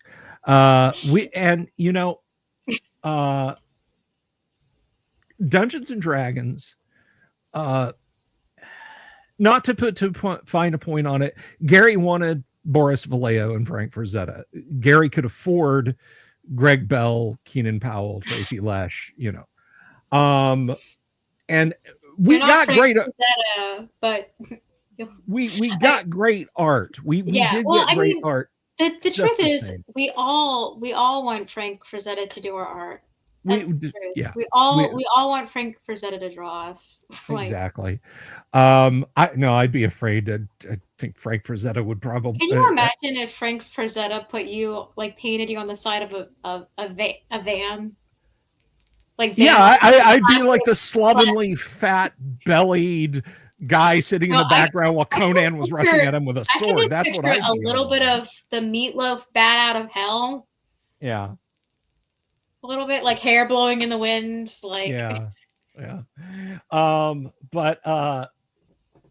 which actually was I think that was Vallejo, but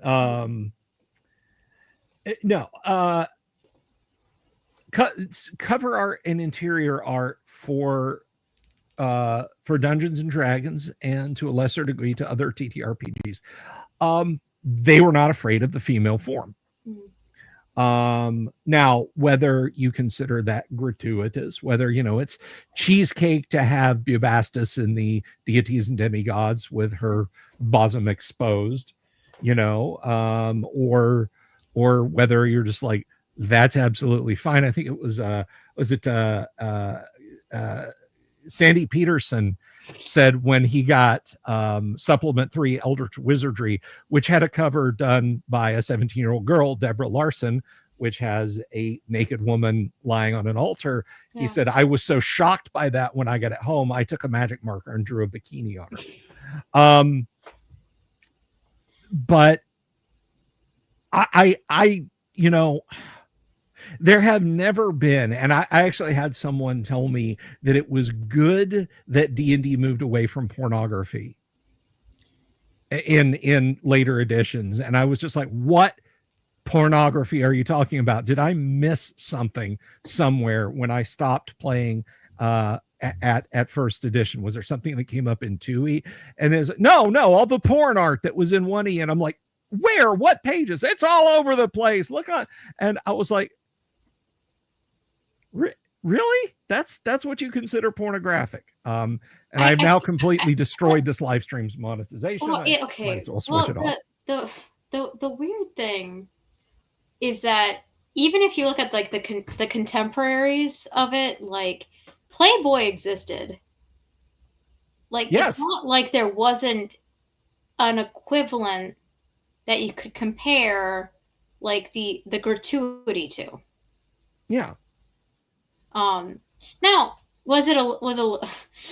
I remember, I think last year, I was helping my dad. I was going through some of his old D&D stuff. I think we were looking at like one of the old white boxes, and I'm looking at the pictures and stuff like that. And I'm like, "Whoop, Dad!" I just start laughing about it because I think it was a harpy or something, and she was just there. She was just harpying out. Yeah, I know the illustration you're talking about by Greg Bell. And I look at Dad, and he was just like, "Yeah, my mom got that for me." Yeah, I think she said something about it, like, at least it's not drugs. Yeah. I mean, but to kind of go back to every TSR artist I talk to, I mean, Dave LaForce has kids. I Mm. can't remember if he said he has grandkids and so on, but he said, you know, with the kids growing up in the house with the nudity in art, it was artistic expression. It wasn't Yeah. gratuitous uh, adult And material. and in all fairness, I feel like D&D as the as like the age demographic for how young you get into D&D has shifted. I think that a lot of that has been reflected is like what's generally acceptable by people as young as 8. Um, I don't think D&D was originally intended to be for people who are that young. I think it used to be. I mean, you would know better than me. Was D&D originally intended to be more for like high school and up, or what? Gary's target was people who love games. Okay. Uh, Paul Stormberg and I were talking about this on Thursday. The first people who adventured in the Temple of Elemental Evil were Gary's kids. They were adolescents at the time. Okay, so like 13 and up, somewhere in there. 10, 11, maybe. Yeah, and it's kind of like okay. When we look at younger kids, I get it. You don't necessarily want people wandering in and finding that, but I think we have lost a little bit of the element that was in like Frazetta's work, where um, you look at a Frank Frazetta drawing, and usually there's like 2 stitches of clothing between everybody on the frame. Yeah. But it's not. It's more about like the raw expression of humanity. I mean, good-looking people be good-looking. I'm not gonna. You can quote me on that, but it felt always like it was more about the raw expression of humanity rather than being like titillating or something like that. Like it probably was, but it was about the humanity and the power of the stances, and how these people were barbaric and out on the outer fringes, and it was part of their expression. It wasn't necessarily about. I mean, yes, good looking people be good. You said I could quote you. Yeah, it I don't know. Like, there's a part of me that gets it. Once I start having kids, I might feel differently, um, especially because I feel like the world itself is very different, and that's again can of worms topic, a little bit too heavy for a Saturday night. I feel like the world, when you look at stuff like the Bonnie Blue thing, the world is just kind of messed up right now when it comes to some stuff, and um, it's hard to find out. I feel like the line becomes more and more blurred, um, because like you also didn't see a lot of that all the time. I feel like back in the 70s, and I think I don't know. It's just that's a I feel like that's a conversation topic for smarter people than me who were alive during that period of time. I just feel like it's very odd to me that the same people who will complain about a woman clad in uh, bikini armor would probably be okay with a woman saying, "Oh, I'm empowered," and walking like wearing something skimpy at say like a basketball game where there's a bunch of kids around, and it's just like she's No, she's expressing herself. Like it's very like I feel like there's a level of hypocrisy that when it comes to um, how art in the TTRPG world is treated, as comparison to how people treat things in the world. Um, in a lot of cases. But again, that's a conversation on topic. I feel like that is better off with smarter people than me. I usually default to the look. I married a good-looking man. I like good-looking men. I like Tom Selleck. I like looking at his beautiful eyes every so often. So I am not going to begrudge a man for being like, you know, that is a good looking woman in a chainmail bikini, and Yeah. I just solved the problem. It's world peace right there. Well, No other no other. there you go. I think we had a very able discussion about it just as much. I think the neo-puritanical view that has poisoned TTRPG art is regrettable, for exactly the same reason you say. It is a weird swerve that, and I just, AD&D, at least, not a lot of other RPGs really, if you were doing stuff in RPGs back in the 70s, you were either following Dungeons and Dragons lead, or you were doing something so completely different that it wasn't even on your radar. But in the 80s, AD&D, when second edition came out, they caved into the blue-haired church ladies, and a lot of the art got ballardized. Now, I know a lot of people love Larry Elmore and Clyde Caldwell, and they've certainly produced beautiful art. But the marching orders from up high in TSR when Gary was out was no more cheesecake, none of it, and I just find it, and they did it as a sop to the people who were freaking out over the D&D panic at the time. Yeah. I find it funny that the people today that Wizards of the Coast is pandering to would never associate with those people, yet the neo-puritanical view is the same result. Yeah, it's a I don't know. It's a it's a I don't understand it, and I can't control, and I don't like it for reasons that I can't articulate properly. So I'm going to take this one aspect of it and try to make it a point of shame for it.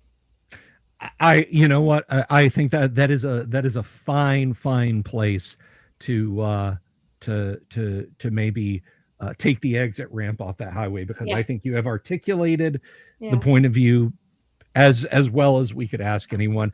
And damn it, Tim, he keeps sending me weird book covers, so we got to look at this one now. Okay, all right. I'm gonna buy this book and just like read it. I'm just gonna do live streams of me reading this weirdo book that Tim has sent me. This one of his favorite authors.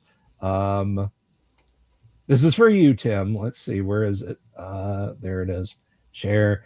I only have to click about 30 things to get stuff to show up on screen. This is the best rootin', tootin', shootin' gunslinger in the whole damned galaxy, a science fiction novel by Mike Resnick.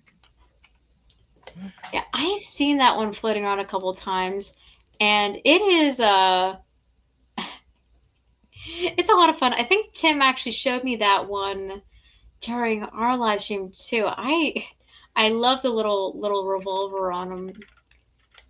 Oh yeah, the four-armed green guy. Yeah. Drawing down on the human there. Yeah. Yeah. No one on earth could match him. So Billy Buck Dancer took aim for the stars. Yeah. I think, okay, I think this is why I was itching with like the 60s and 70s, like sci-fi today, because just the art was so much fun back then. Like you, I don't know if you get a cover like this today. No. I mean, maybe in like some indie circuit, but like this was just fun. This was just fun. It was eye-catching and colorful and funny, and There's so many like little expressions on all of them, and I don't know. Now, It's a lot of I fun. now I will say this. I really like it's Michael Whelan's cover art back then was wonderful. I loved Whelan's stuff. Um and I don't think when I go when I was young, and I don't know if this is a function of the human literary brain, or I can't show that one, Tim. I don't know if this is a What are you sending, Bill? I don't know if this is a function of the human brain and how we develop as kids. And this kind of goes back. Let's put Mr. Resnick aside here. I this is some. I really hope this is something we can tap into. It When I was a kid, I would pick up a book based on its cover art. And it seemed to me that 99 times out of 100, when I would trundle over to Walden Books and use my Other Worlds book card, because I got a free paperback coming, damn it. I almost always get a banger if I went with that cover art looks cool. Or, because we had the heavily embossed paperback titles, like you could run your fingers over the cover of a Dragon Riders of Pern book, and it felt like something. That's why I like matte covers like this. Okay, the complete. That's why I print my books with the matte cover instead of the laminate cover through the Kindle, the paper for the Amazon stuff. Because like I love the matte texture. It just feels so nice. Ugh, so good. All right, sorry. Continue. No. That's okay. So I felt like back then, I think there was as much an attempt to capture the imagination. Now, if I saw The Hobbit, if I never read The Hobbit and I had no idea who J.R.R. Tolkien was, and I saw that copy of The Hobbit, maybe I would have gone like, it's like, and given it a miss. But like Elfstones of Shannara, the Dragon Riders of Pern, Fred Saberhagen's Berserker books. Oh my God, you felt like if you touched that cover, you would slice your fingers open on the hard mechanical edges of the war machines on the covers of some of those books. I feel like a lot of that art is missing now, and I have to go to book like, I mean, you and I interacted together a lot over on Twitter before. I said, you know what, I'm going to read one of her books, and thank goodness I did, because I found some absolutely just wonderful stuff. And I don't know if I feel like I'm trying to get a handful of fog here. Am I making sense? I mean, are you picking up what I'm putting down? With my covers, so full disclosure, I commission art sometimes for books and sometimes I don't. So with the Twitching Light trilogy, all three books used the same piece of art. Not the same. Used components from the different pieces of art, which is now the original piece in its not entirely in its full, but close, is now on the omnibus.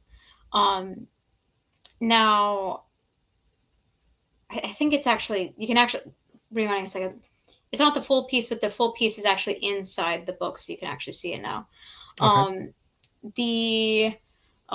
With my book, The Third Test, I think I've explained this before on the show, but just for like a quick recap, I didn't have a lot of money going into that one, and I took shortcuts on it, some of which I think were okay and that I would do again if I didn't have a lot of money.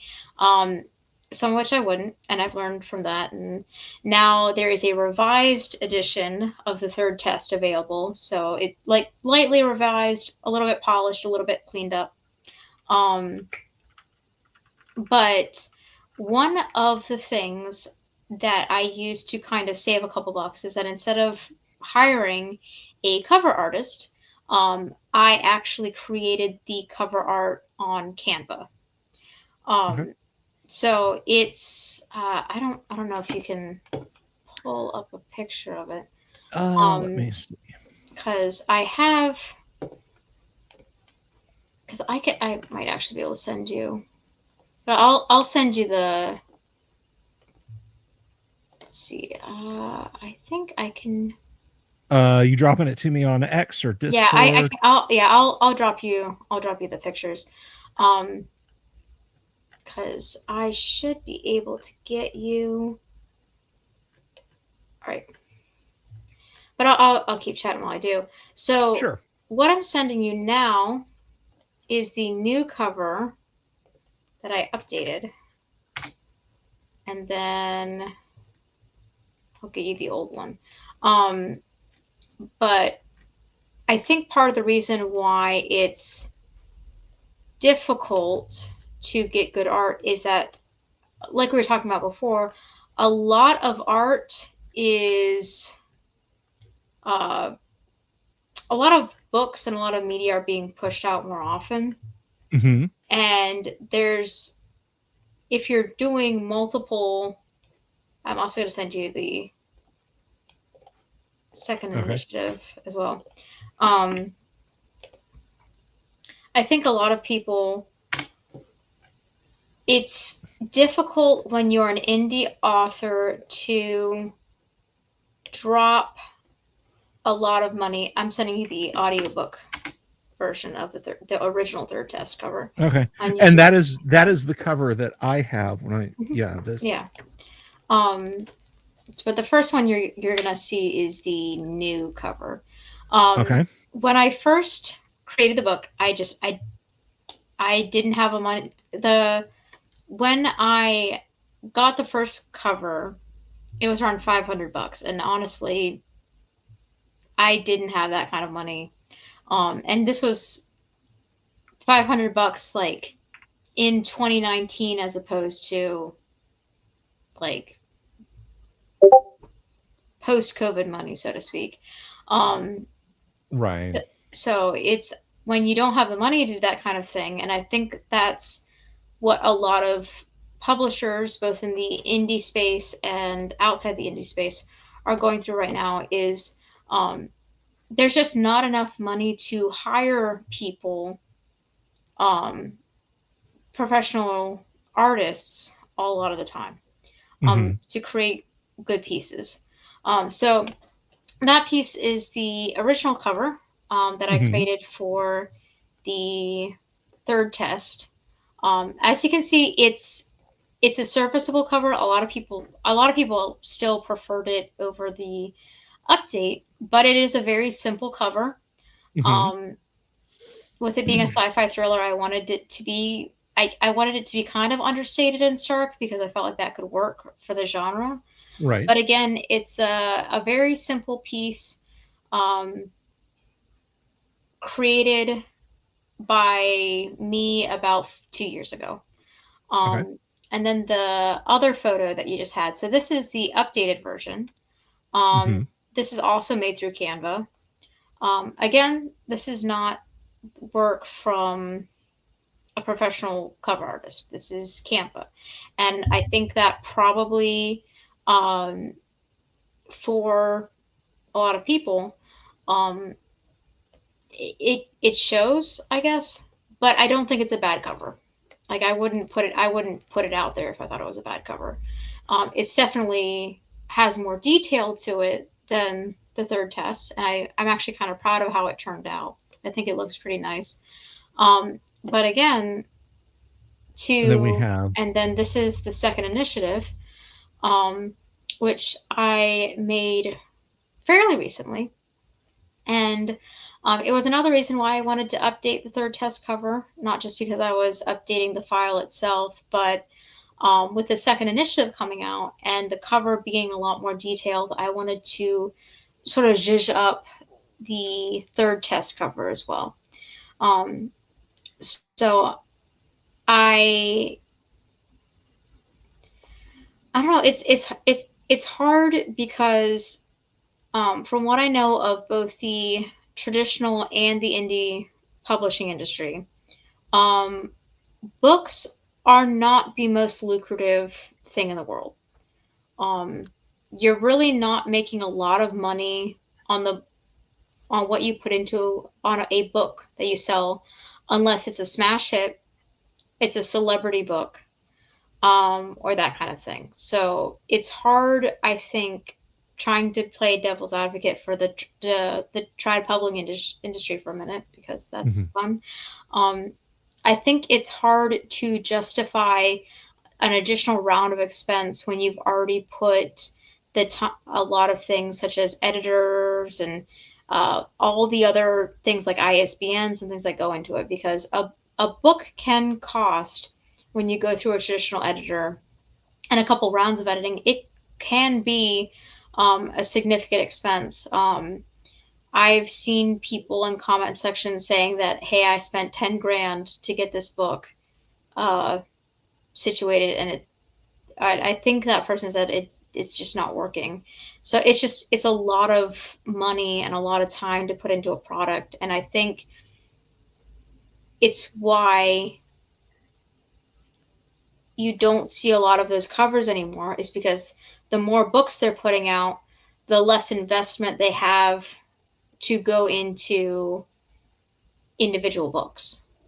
I think that's why a lot more writers are being pushed to do their own marketing and create their own platforms before they've even gotten an agent, because you can't, even on the marketing side, they're not going to market your book as much unless you're like a celebrity or an Instagram million count influencer or that kind of thing. So it's, on the one hand, do I miss that kind of art on books? Yes, but there's a part of me that also understands why it's changed the way it has,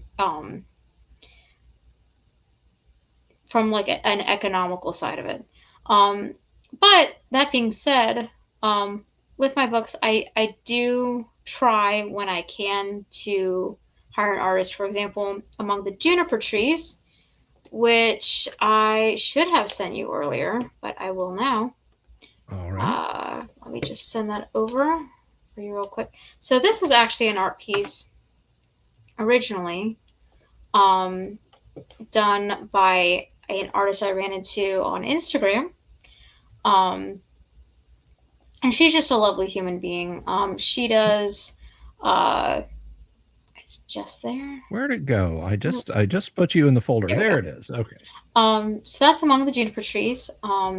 The artist, I believe, did a combination of like watercolor and ink for it. And when I presented the idea, I wanted to do something that was similar or reminiscent to the old woodblock style for Grimm's fairy tales, and I think she did a fantastic job with it.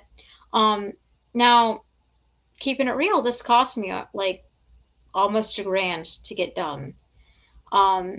So I think that when we have a conversation about art and art covers and things like that, it's, you have to have a realistic kind of expectation of how much is this going to cost, and why aren't we seeing a lot of art anymore? And I think exposure as payment doesn't pay bills. That's true. Yeah, it does not. It does not. Yeah, and for any endeavor, don't tell me I can write an article for you and it'll be good for you. It'll get your name out there. Exactly.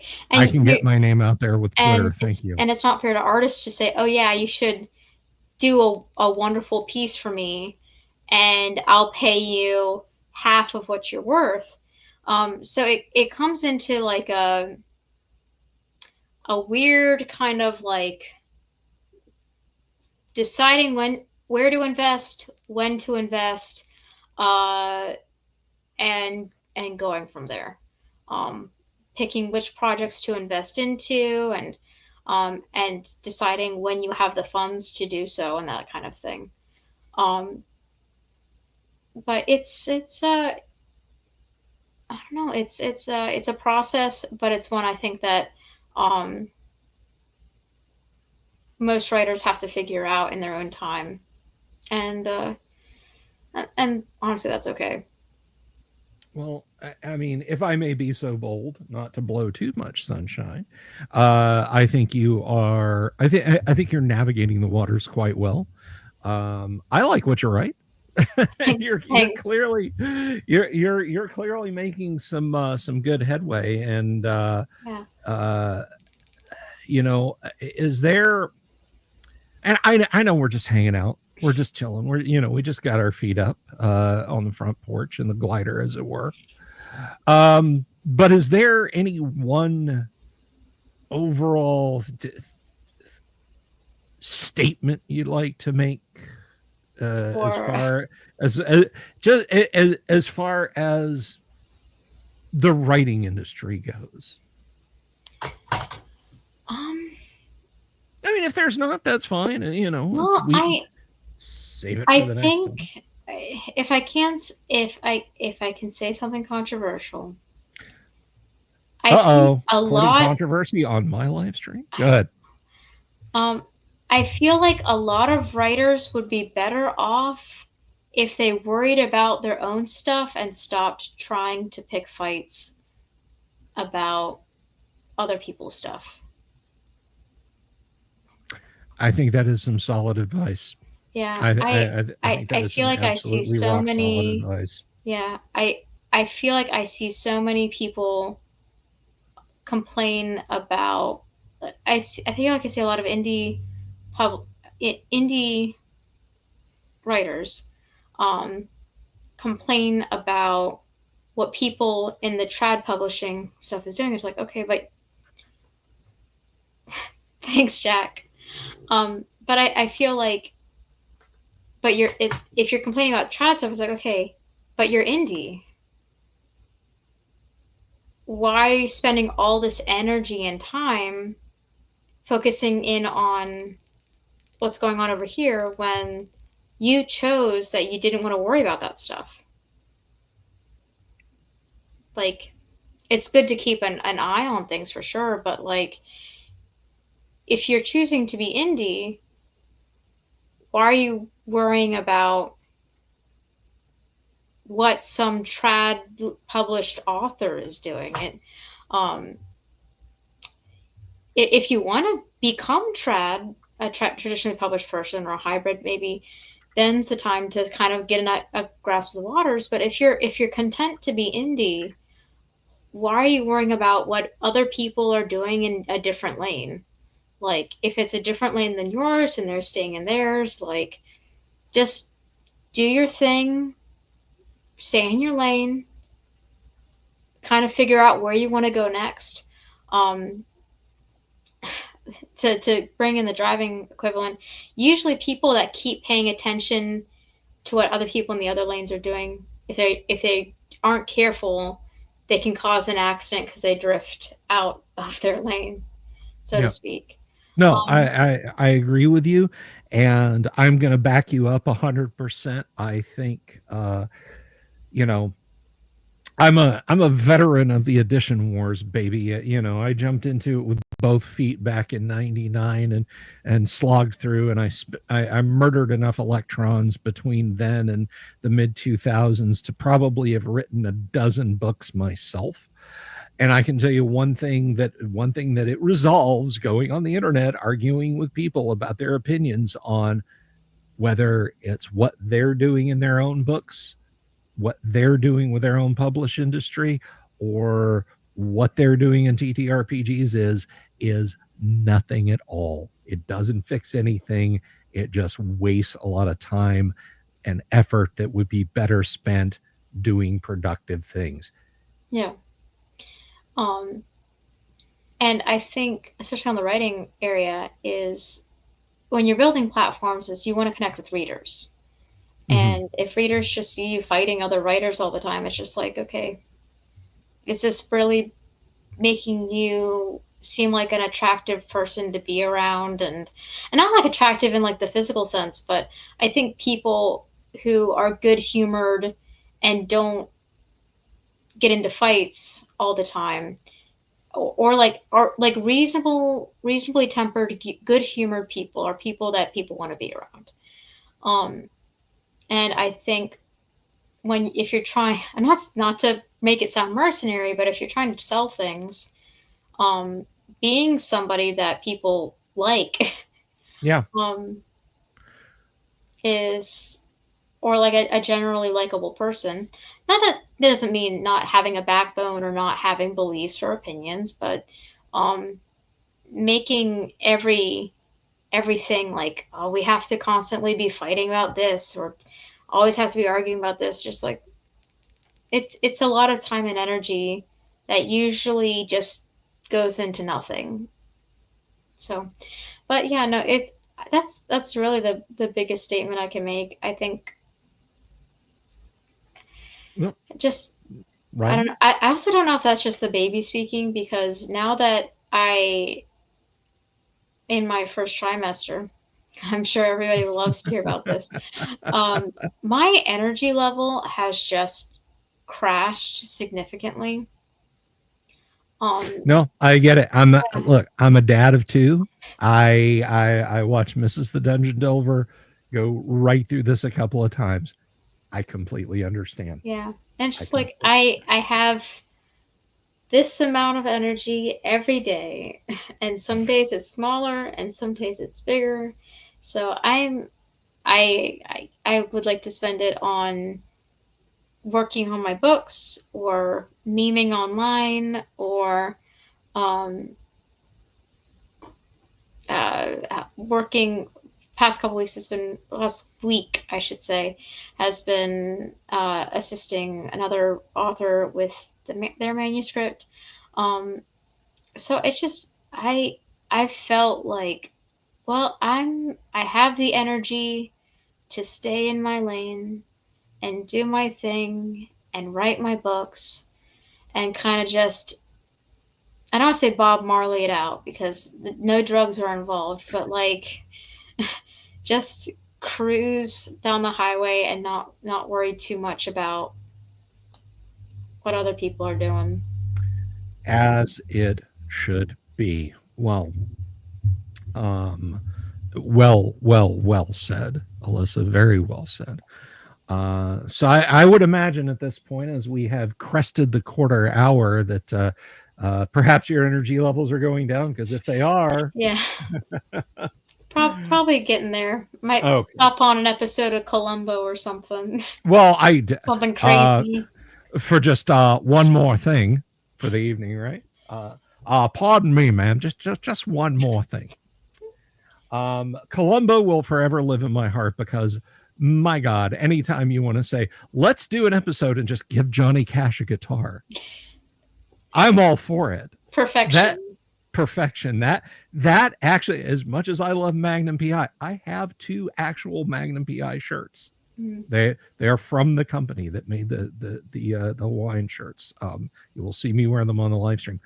But my God, they had Johnny Cash on Columbo. That just bumps it Yeah. up. It's just a step above. Okay, so everybody, I am going to share the link to Alyssa over on Amazon.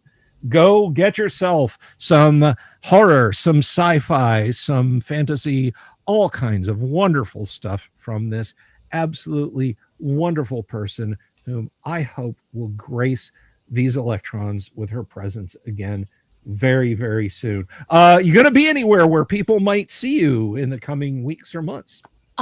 So I'm going to be at Shore Leave in July, like I mentioned, in Lancaster, PA. I'm going to be at Blue Hen Comic Con in August.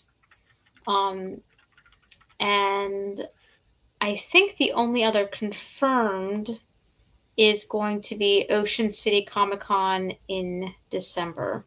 I probably should also plug the fact that the second initiative is coming out this month.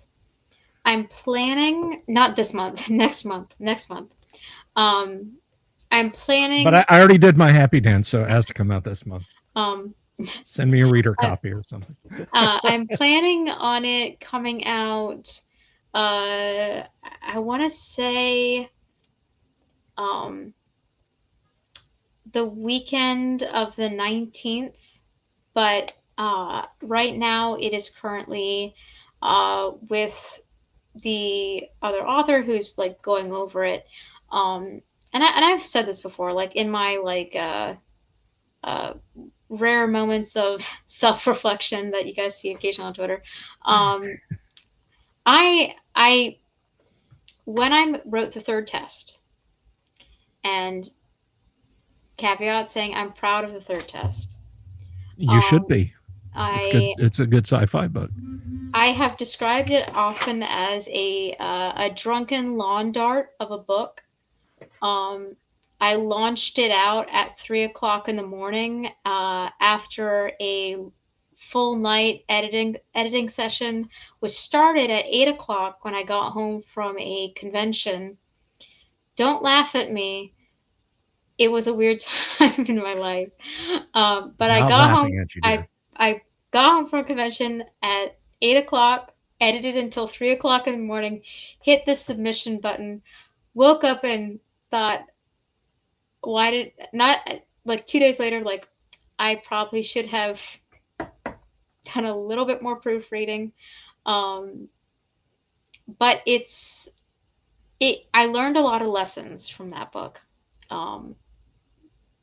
Everything from quality control to sort of smoothing out internal things to just creating a little bit more lore and building the world a little bit more. And I am very excited to show you guys how much I have grown as a writer, because I wrote the third test in 2023 in September, and the sequel is coming out 2 years later and 2 books later. So I just hope that in all of it, that when I put out this book, I reward the faith that has come from some people on the internet who have been like rooting for me this whole time, have just been genuinely supportive. You being one of the first people, actually. I was not planning on writing a sequel until you started talking about it, actually. It's that Delver effect. It is the Delver effect. See, look, this is why we have to get you in the art style of Frank Frazetta on the side of we need to immortalize you in your Magnum PI shirt. You're friends with Sarah. See if you can make something happen. I don't know if I'm friends with Sarah, but she's mutuals, and she's really pretty and really looks really nice and seems really smart. And I've like asked. I was like, I would love to have you on the show. Crickets. So I don't think it's going to happen. Maybe we can get Richard Witters to do it in the style of Frank Frazetta or Tracy Lesh or somebody. We'll get Winston on the show. But no, I am just,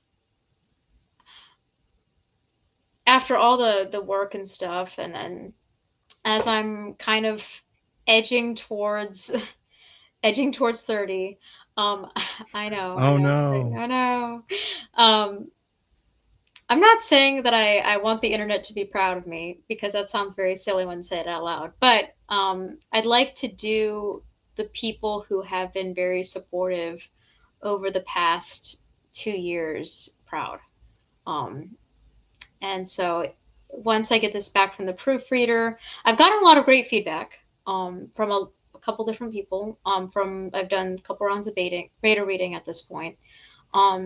Well, I'll notice the guy who inspired you to write the damn sequel didn't get an alpha or beta read, but that's okay. Go on. I'm gonna bring you a free I'm gonna send it to you, Bill. Teasing you. I am teasing you. But no, I just want to do you guys proud, and I think that that will happen with this book. So I'm just really excited to show it to you guys in about a month, actually, which is kind of crazy to think about. It is, especially when I think of the fact that you just started talking about it, mentioning it in passing to me. It literally feels like just weeks ago. Not months, Well, not a year plus. It feels like just weeks ago you started talking to me about Second Initiative. So you I impressed. started writing it in January. I kind of realized, and this was before the baby became a thing, so I kind of realized that I probably needed to be putting out like 2 books a year, generally speaking, if I wanted to make this to be like a full-time thing. But now the baby's coming, and I'm like, you know what? Let's focus on doing one a year. Let's let's make that the goal. Sure. Uh, Baby because spit doesn't come out of a laptop. Let me just tell you that. good to know. It doesn't. Um, Anyway. yeah. But yeah, no, I and on that note, thanks for having me again. Thank you for being here, Alyssa. Thank you so much. This was a sagacious blast, man, and I wouldn't have had it any other way. Go watch Columbo. Have a wonderful evening, everybody. The link is in the description below. Go buy Alyssa's books. Be thrilled, be moved, be a little bit scared. You can follow her on Twitter at Alyssa Hazel. That's with 3 S's. And if you like this video, please give it a thumbs up. I will not be here tomorrow. I will be back on Monday. So everybody have a wonderful evening. And Alyssa, you can head over to the green room. I have some pistachios. No Hennessy for you, young lady. We've got some apple juice. You can have some of that. Sounds So I will go ahead and let you slide on back there. Everybody, thank you for tuning in tonight. Big shout out to Jack and to Agile Monk. Thank you for the supers. You guys are helping keep the lights on. Thank you, everybody, for your wonderful questions. And we'll get Alyssa back. You guys behaved yourselves. I think we can invite Alyssa back. But listen, even though you behaved yourselves doesn't necessarily mean you're safe, because God knows there could be an owl bear lurking in the parking lot. Peace. Good night. God bless. Love you all. Have you seen my owl bear?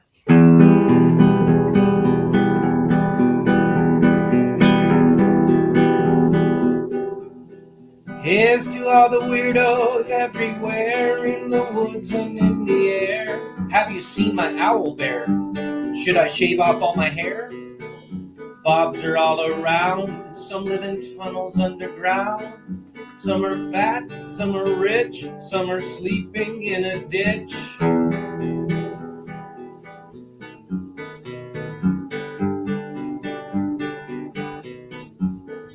Can you ride a crooked horse without a saddle, way off course? Naked as a toad, all the way to Smoky Joe's. Have you seen the little creep driving fast in his little green Jeep? He smells like fish and brandy, but his rotten teeth look dandy. Take me to the show, I don't care if fast or slow. From action flicks to dancing dicks, just take me to the show.